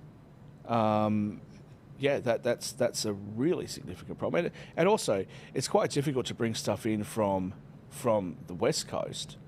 You can't ship something from California to South Dakota as easily as you can from New York, because obviously there's so much land, and there's the Sierras and the mountains and all that sort of stuff to go through.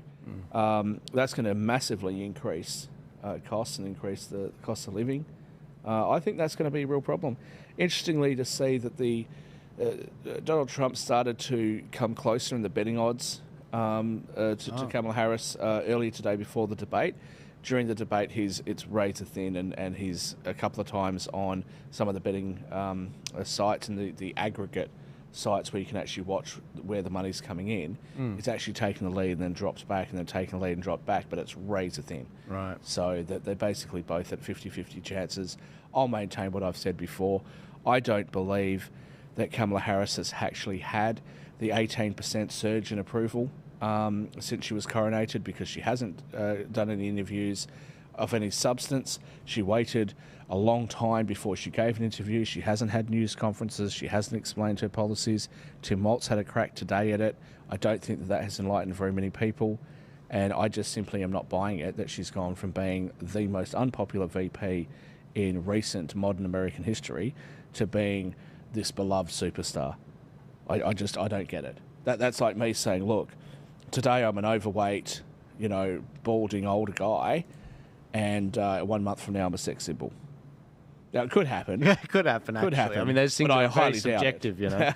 Whereas when we're talking about competence, you don't just, add 100 IQ points overnight and all of a sudden, you're like, you know what, now I've woken up on a better side of the bed. I'm going to be the best president ever, even though I've been VP for 4 years. That's the problem. Yeah. And the people are smart. Their lived experience of them getting less for their money for their taxes, it's not crap. Did you have any other of the topics they went through? No, look, I think I've pretty much said everything that I can really say. I guess the only last couple of things. Tim Walz mentioned in relation to parental leave and in relation to healthcare that big companies can afford it, smaller companies can't. I actually agree with him on that. I think that's absolutely a correct point. The problem I think that he has is that it's his side that's exacerbating that problem. Donald Trump introduced things like there was a program he introduced that allowed small businesses to combine as a group to negotiate healthcare costs. Parental leave, neither side has really dealt with that. I've said before that I think the United States and Australia, for that matter, should allow a certain amount of money for employers to put into a central fund so that employees could could go from job to job without losing things like their parental leave, their sick pay entitlements, their long service entitlements, things like that. That hasn't really been addressed by any Western countries so far that I've seen, but I think that would be positive. But my main takeaway was, I think they were very polite. I think Tim Walz is more likeable than I had given him credit for. Yeah. I mean, over the weekend we saw some footage of him allegedly, what appeared to be him flipping the bird at people, at college kids at the stadium. Yep. I think he was very, very polite. He gave some compliments. I think that JD Vance did a very good job. Yep. I say that JD Vance definitely won this debate. I don't think it's going to have a huge effect on the election, but I still would maintain that I think that Trump's going to win. And I'll go out on a limb. I keep saying that I think Virginia's going to flip. I'm sure that I'll probably be embarrassed on election day when it doesn't. There's not really the numbers to support that prediction, but I think Virginia's going to flip. I think New Hampshire's going to flip, and I just get the feeling that this is going to be a blowout election, and that Kamala Harris will struggle to get more than 200. I'm not feeling the warm and fuzzies in terms of the confidence I'd have in the past calling elections. Normally, I'm very confident on this stuff. Well, for the record, 6 of my last 6 predictions were wrong. so don't put any credit on me. Eventually, I've got to get one right. Yeah. A broken watch is at least right twice a day. So eventually, I'll get one right. But that's my prediction, and I don't know. Maybe I've turned into a biased right winger without realising it. But maybe that's what I'm thinking. Yeah. I see you laughing, so you want to show us something. I was ready to close off the show and made some final comments, and then this comes up. Because, they can't help themselves. MSNBC accuses JD Vance of mansplaining in debate.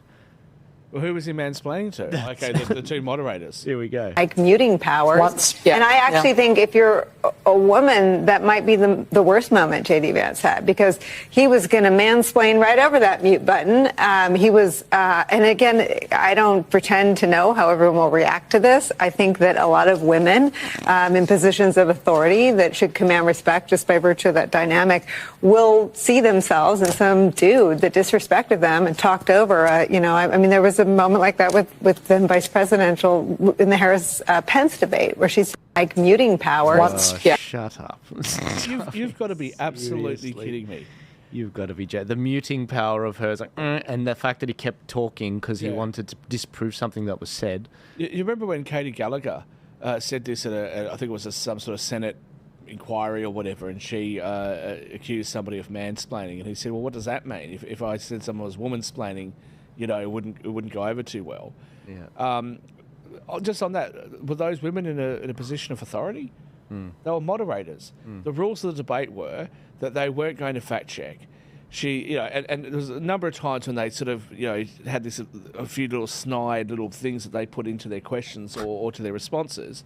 Yeah. But specifically, it was that the Haitians have been admitted legally. Yes, they're legal, and he was trying to explain, but that's only because of this process. Yeah.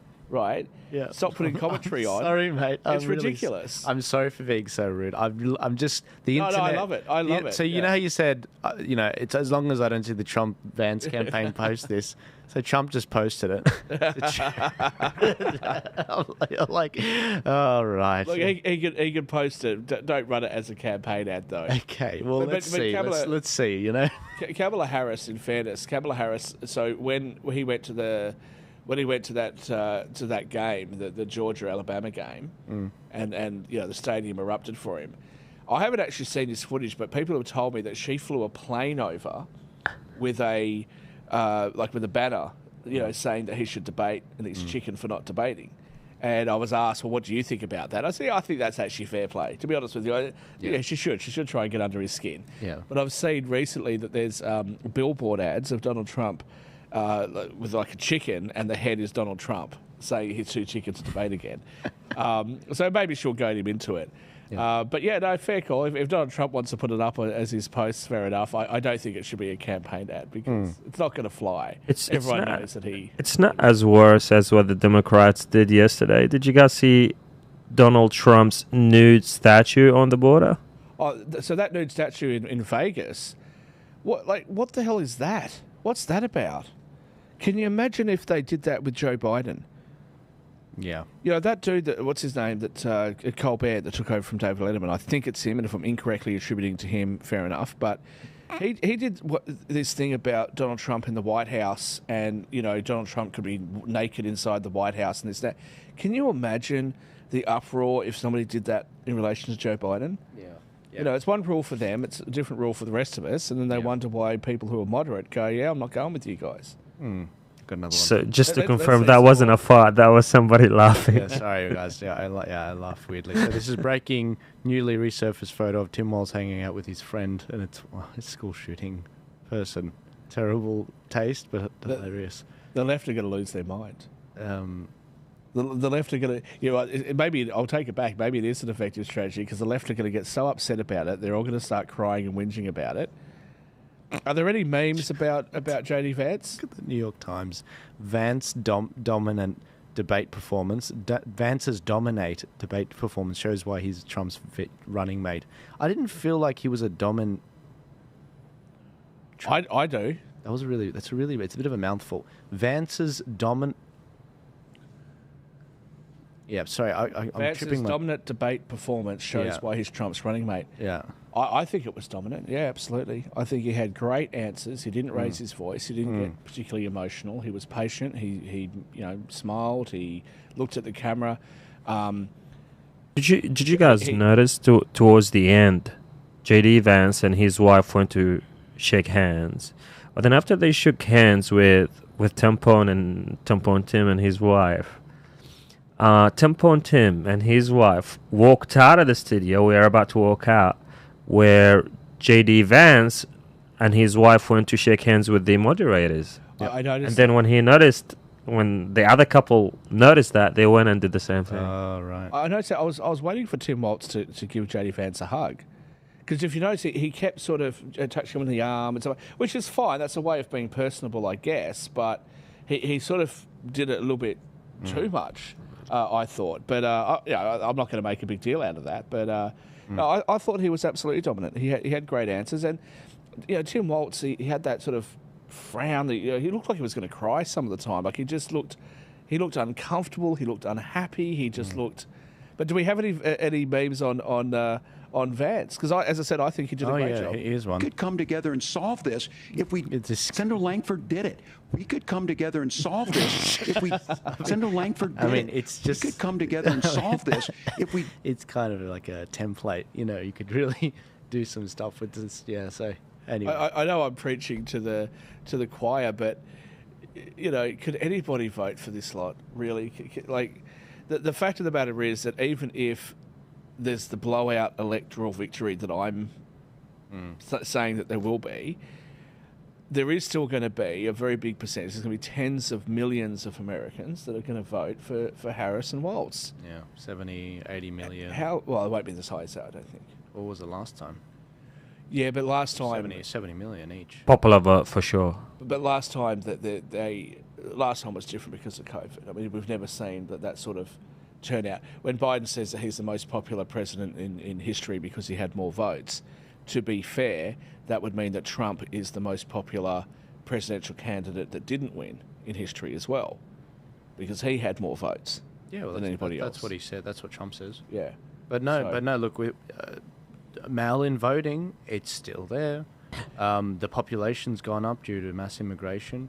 There's going to be probably fake ballots. I mean, I think both will be higher. You guys heard about Newsom's thingy? The illegal immigration thing? Check for ID. You can't ask for it anymore. So. Yeah, I think that's ridiculous. I think the Supreme Court's going to have to do something about that. I'm actually surprised here that we don't have a check for ID. I think that there's support for that. This idea that people don't have ID, ridiculousness is that. It's ridiculous. Right? But it's ridiculous. Look, I think with the mail-in voting, yes, it is subject to fraud. There's a lot of concerns that people have, and Democrats themselves say this. Kamala Harris was saying this herself prior to this election, prior to that election. So, Democrats are kicking themselves, so they're going to try and claim that, this is a problem, and then when they win, I don't know, how dare you question it? That's absurd. But on the numbers, you've actually seen an increase, a surge, actually, in mail-in ballots being requested by Republicans, and you've seen a massive decrease. And most importantly, you've seen that happen in those swing states like Georgia, like Pennsylvania. That's right. So the Republicans are finally leaning into it.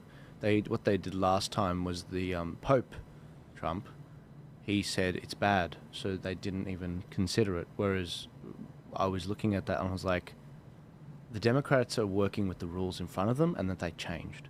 If you're not going to do that, you're going to be running on soft sand where they'll be running on hard sand. You need to lean into the machine. If you want it changed, you have to get in first. If you're not in, you don't have a seat at the table. And so in New South Wales, we had a similar thing a year ago. There were a lot of people that were, because of the American culture, they were against early voting. They were like, you shouldn't vote early and this and that. It's not secure compared to America. And I said, now, hang on a sec. If you lean into early voting, there aren't 50 polling booths per electorate. There's just 2. And almost 40% of people vote before Election Day. And you don't have enough volunteers for Election Day.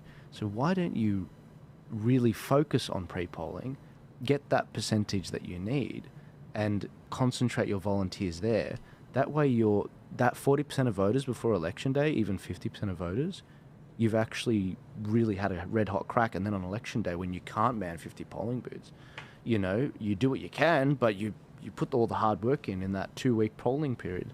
In Victoria, it's 3-week early voting. I'd always make the argument that it would actually serve the right in this country to have, to expand on early voting, because wealthier people tend to travel more, they have businesses, things like that. They're very likely to be away, and the older generation, which tends to skew very heavily to the right, may not find it as easy to get down to the voting booth. The other thing to remember about the United States is that their election's on the first Tuesday of November, whereas ours is on a weekend. Theirs is on a Tuesday, so it becomes, not only does it become awkward for a lot of people to vote, but additionally, you have the issue that, especially in the northeast or the Midwest of the country, you can have terrible weather. Yeah. Who wants to go through a blizzard to vote? Exactly. So early voting or mail-in voting can be quite helpful. There's some obvious problems. I mean, because it's on a weekend for us, we shouldn't have to call for a public holiday, but we should for people that are working anyway on the Saturdays. In America, it should 100% be a public holiday. Even Bernie Sanders says it should be a public holiday so that everyone can get out and vote, because they don't have mandatory voting, whereas we have mandatory voting. But on top of that, we do have one of the best systems in the world. When we don't check ID, but we should. But in terms of mail-in voting, it's nothing like the Americans. Not even the French do mail-in voting. They know how much fraudulent it is. But in Australia, they don't do mass mail-out voting. You have to request ahead of time, and it goes to an address. So you won't have your mail-in ballot stolen because it's an unmarked letter. It's only sent to specific people. It's not that many people yet. Everyone, votes on the day. So it's a very safe system right now, but It'd be relatively easy to make it a registered, like the equivalent over there for registered post sort of thing. You to go to the post office to pick it up. Just like gold, when you deliver gold to your house or silver, you know. And on top of that, can I just say, Professor David Flint, emeritus professor, he's very intelligent on these particular topics, and he says an election is meant to be a snapshot in time of the electorate, not a 3-month or a 2-month or a 1-month snapshot. It's meant to be a snapshot in one day. Where is Australia at? Because a lot of people, they regret their vote when, you know, they didn't see one of the debates in 2020. They were like, I regret voting for Biden. I didn't know he was against fracking, because Trump hammered him in the second debate about fracking and exposed him on that. And people regretted their vote. And it's like, well, that's why if it ain't broke, don't change it. Why are we even changing it? You know? Anyways, so... There were a lot of people that were polled that said that had they have known that the New York Post story about Hunter Biden's laptop was actually correct, or if they'd even been aware of it, that would have actually changed their vote. And the polls actually indicated that the amount of people that would have changed their votes would have been enough to swing the election to Trump. Yeah, 100%. It wasn't even close. But I'll say to the United States, you've offshored and outsourced everything else. Maybe you should get the AEC.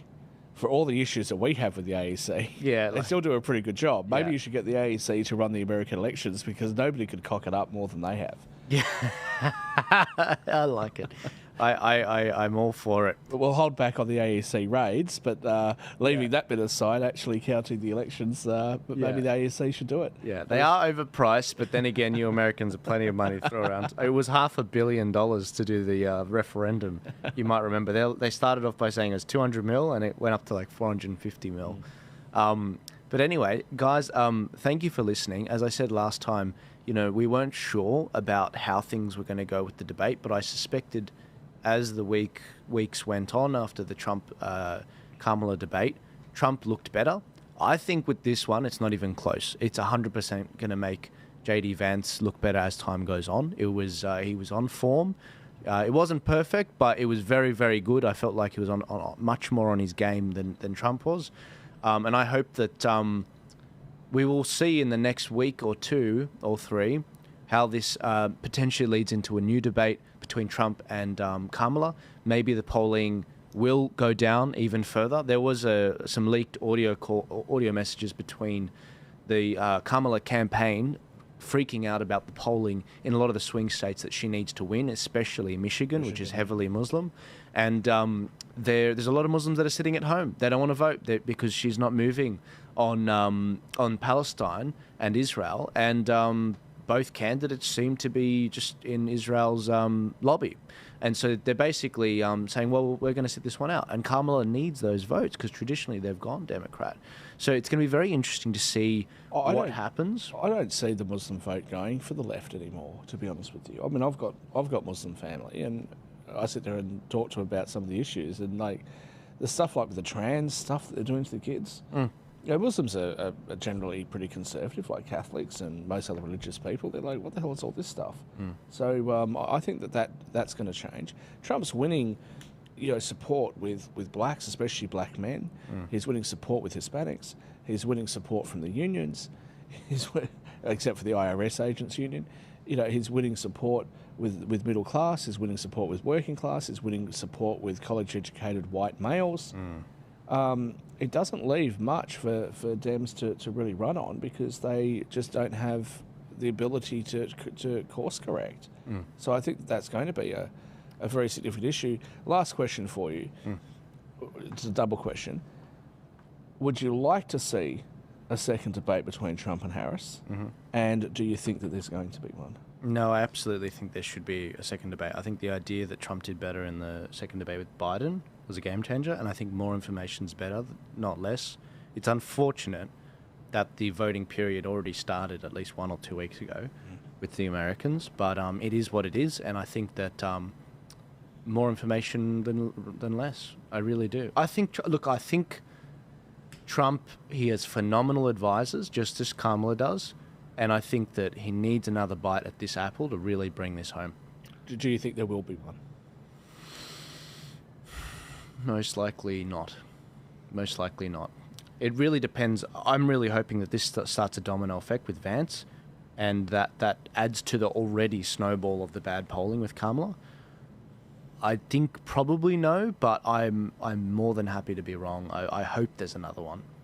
It's great content, and I always love getting you in, and maybe next time we'll have a wine. You get to see my pretty face again. Look, I agree with your sentence there. I'd like to see one. It is worth noting that she did turn down the debate at Fox and I think somewhere else, and so she's only wanting to have it with CNN. If memory serves me correctly, someone can fact check that. Right. I would like to see one, and I think that he can maybe come out and be a little bit more articulate in his views. And she would then need to talk a bit more about policy. Because at the moment, I think that JD Vance has articulated the position that he has much better than he has. And I think that Tim Walz has articulated the positions that she claims to have much better than she has. So I would love to hear from them again. Will it happen? I mean, they're talking about the 23rd of October. Will it happen? I don't know. I'm doubtful, but I'd love to see it. And maybe she'll goad him into it by calling him a chicken. Yeah. Have we got another meme before we go? Actually, just a video. We were talking about Michigan. This is an imam, I do believe, who is in Michigan. And they've thrown their support behind him, haven't they, recently? Well, actually, not this one. He's actually quite a prominent Muslim imam engaged in the political process, and he was making some interesting points about Israel-Palestine and Kamala Harris. Is he going to vote for them? He's in Michigan, and he is quite a high-profile Muslim leader in America. In fact, he did meet a number of popes, actually. But this is the intro. By the way, great podcast, this particular podcast, the way they've set it up. But I'll let you guys be the judge of that. Check this out. They think we're against America. We're not against America. I love America. Muslims have more freedom in this country than any Muslim country. I'm the first to admit. Why most Muslims hate America? Many Muslims, not in this country, around the world. Why? For one reason. For its blind support of Israel. The Romans kicked the Jews, not the Arabs. Not me. This is my land. The Jewish people do have a history in that land. Very much a history of that land. Jerusalem's their holiest city. I participated in most presidential elections since I became a citizen in 1998. But in this one, most likely I'm going to stay home. They're socially conservative here, right? And yet Rashida Tlaib is very, very progressive. I had a discussion with her personally. I told her I support your political stand, but your social stand, I don't support, including when she supports the gays and lesbians. On the point of Israeli control over American politics, it's not like the Sunni countries don't have money. Do you think that if America abandoned Israel, there would be a Holocaust of Israel? I don't know if there will be Holocaust of Israel. Okay, so today we have a completely unique episode. I'm looking forward to listening to that because we need more content like this going back and forth on the different issues. But interestingly enough, he made the point, no, I'm going to be sitting home.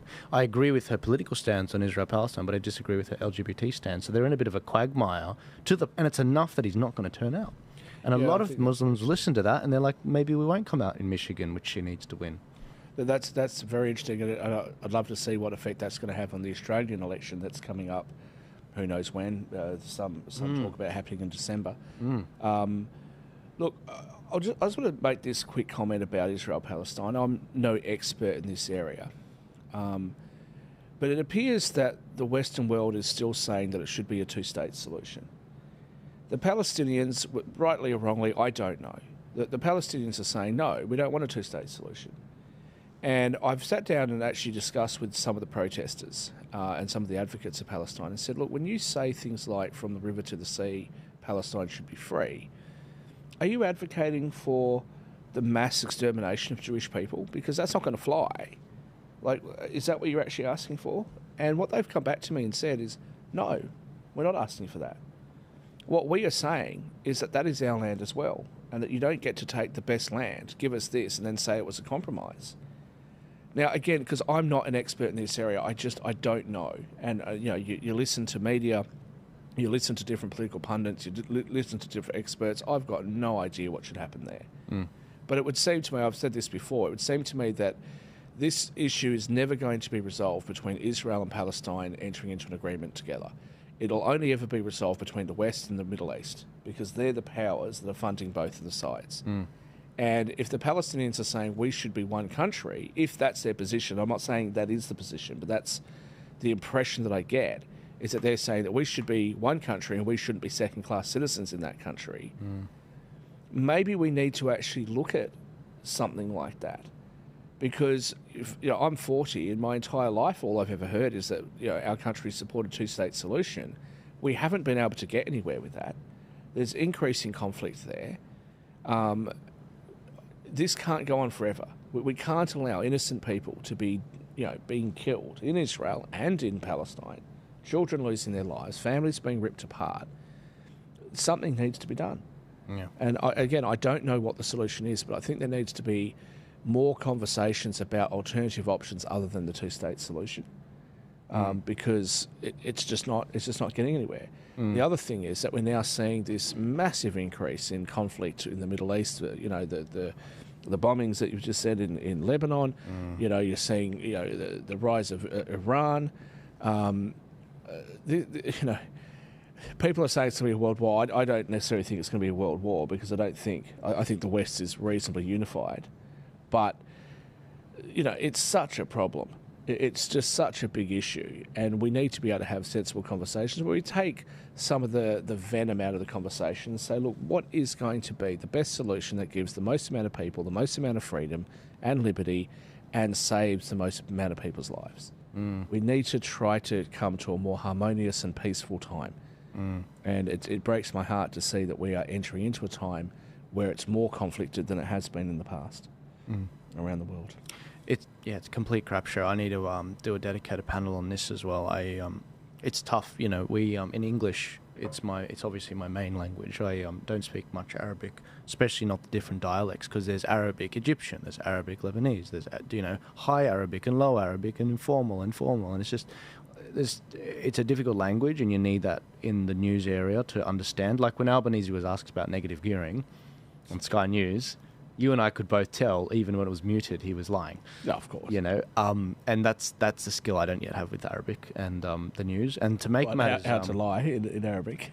How to lie, you can kind of tell, go right, then left, then right again.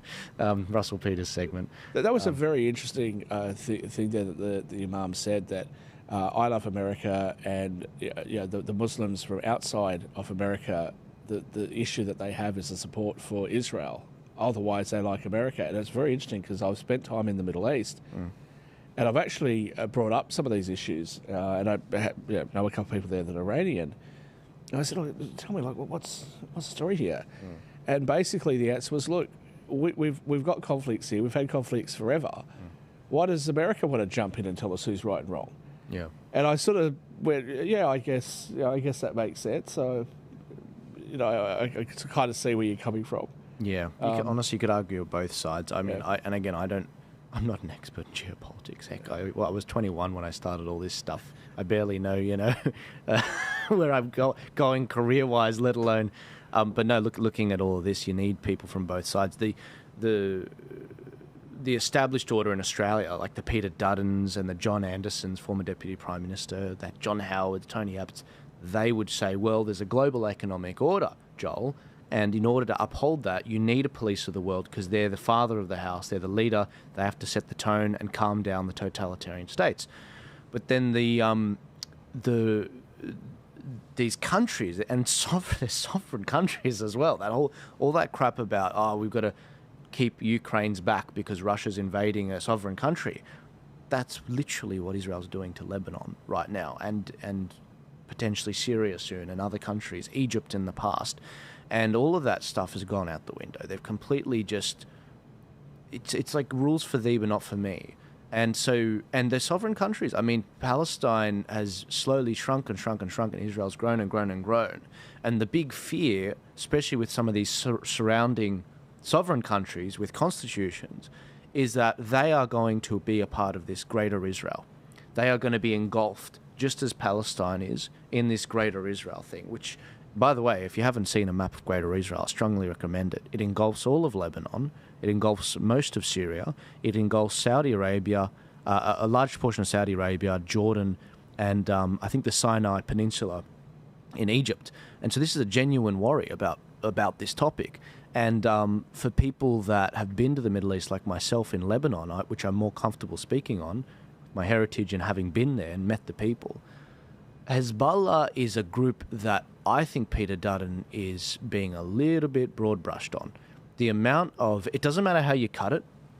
If you're Christian, no matter the denomination in Lebanon, if you're any form of Muslim, like Shia, Sunni, there are some that like Hezbollah, and there's some that don't like Hezbollah. Many of them see Hezbollah as a freedom-fighting group that's fighting against Israel and protecting Lebanon's sovereignty and constitution and way of life. Whereas some are saying, no, Hezbollah are the terrorists, they're the ones stoking all the fear and killings and everything. Now, if you're going to ask me, Joel, what do you think? I have no idea. I was born in Australia 27 years ago. I don't speak the language. I can't meander through this. But one thing I really freaking hate is I did go there with my family. I did go there and see the stories with my uncles who spoke the language, and my dad, and many people, they spoke positively about Hezbollah as saviors, and some didn't. And the history is being demolished. Baalbek, where I went to, Baalbek is being bombed, and one of the oldest temples, the Temple of Jupiter, built by the Romans, that could potentially have been hit. We don't even know yet. There are bigger columns there than the ones you can find often in places like Rome. Like the Acropolis is tiny compared to some of this stuff I saw in Baalbek. And just like Syria during, the 2014 wars with ISIS, where they deliberately went after all these historical sites of our history, thousands of years, over 3,000 years of history, it's all being destroyed and blown up, and the people are dying in all these countries, and it just feels like there's no end to it. And the worst part is, there's so many Lebanese in Australia, especially in Sydney. There's about 250,000 of us here in Sydney, born here. Many of them, they holiday every single year in Lebanon, which used to be the Paris of the Middle East. You know how all the flights go via Dubai nowadays? It used to be Paris. Paris is... it used to be Paris. It used to be Beirut in Lebanon. And they speak Arabic, French, and English, because it was the French that established the constitution there, in conjunction with the English. And when you look at that country and how it's changed, and how it's collapsed ever since, Israel was established, and it's slowly declined, it's heartbreaking to a lot of people that holiday there, and we still have family there. And if you're going to just tell us, stop talking about it, Australia first, that's all you need to focus on, that's like saying when England and London is being bombed, just forget about it. It's Australia first, forget about it. You don't. But you're getting calls from people saying, I have family there, they're dying, they're this, they're that. They're not hiding missiles in their house. It's not easy, and I really don't know how that translates in an Australian context. And it's not clear-cut. Anyone that's telling you it's clear-cut is lying to you. I don't... I can't... I really can't weigh in on it because I just don't know enough about it. But, look, clearly the British sort of establishing Israel and bringing Jewish people over there, and then the travesty that happened to them in the Holocaust and in World War II. I think that's an issue that we need to actually deal with. It's been long enough now. It's been, World War II ended in the 40s, so it's been 80 years. And I think that there is still some overhang that needs to be addressed. And look, I think you're right that there's people that, well-meaning, good-hearted people that feel quite passionately about things. I think that the Jewish people are in a difficult position as well. What are they supposed to do at this point? Yeah. But look, I don't think it's helpful when, one of the most heartbreaking things I ever saw out the front of Sydney Opera House, one of the most iconic buildings in the world, and the protesters were saying, F the Jews, kill the Jews, gas the Jews. Right here in Sydney. Shouldn't be happening. That shouldn't be happening. No, not at all. And the police saying we can't shut it down. Well, I was like, that's great. I'm not necessarily sure that you want to arrest them and put them in jail. No, you shouldn't. But I don't think that helps to advocate whatever position you're trying to take. Having said that, obviously passions are inflamed, and I think we need to be sensible, and we need to talk about what is the proposal. How are we going to deal with the Jewish people? How are we going to deal with the Muslims in this area? And other Middle Easterns, not every Middle Eastern is a Muslim. There are Christians, there's other religions there. It certainly needs to be addressed, but we need to be moving towards a more peaceful outcome, but not peace at the expense that a group of people are going to be oppressed and have their rights and freedoms taken away from them, which is what I think the Palestinians and their supporters are talking about. So, yeah, again, look, I really can't weigh in on it any more than that. Look, and again, say we want world peace, but there's not really much else. From everything I've said, they're just statements of facts, and they're not actually my opinion. Like, these are just the situation I see in front of me. I can see things, and a lot of my police contacts are contacting me about, what do you think's going to happen here and there and whatever.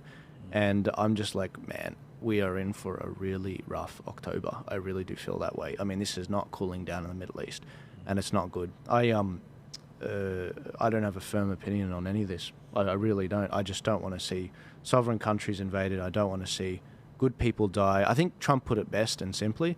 I just want people to stop dying. Yeah, and I think that Trump's probably the best person out of him and Kamala Harris to actually address this issue. Now, the question's going to be, is his cabinet going to be the best to deal with it? I don't know.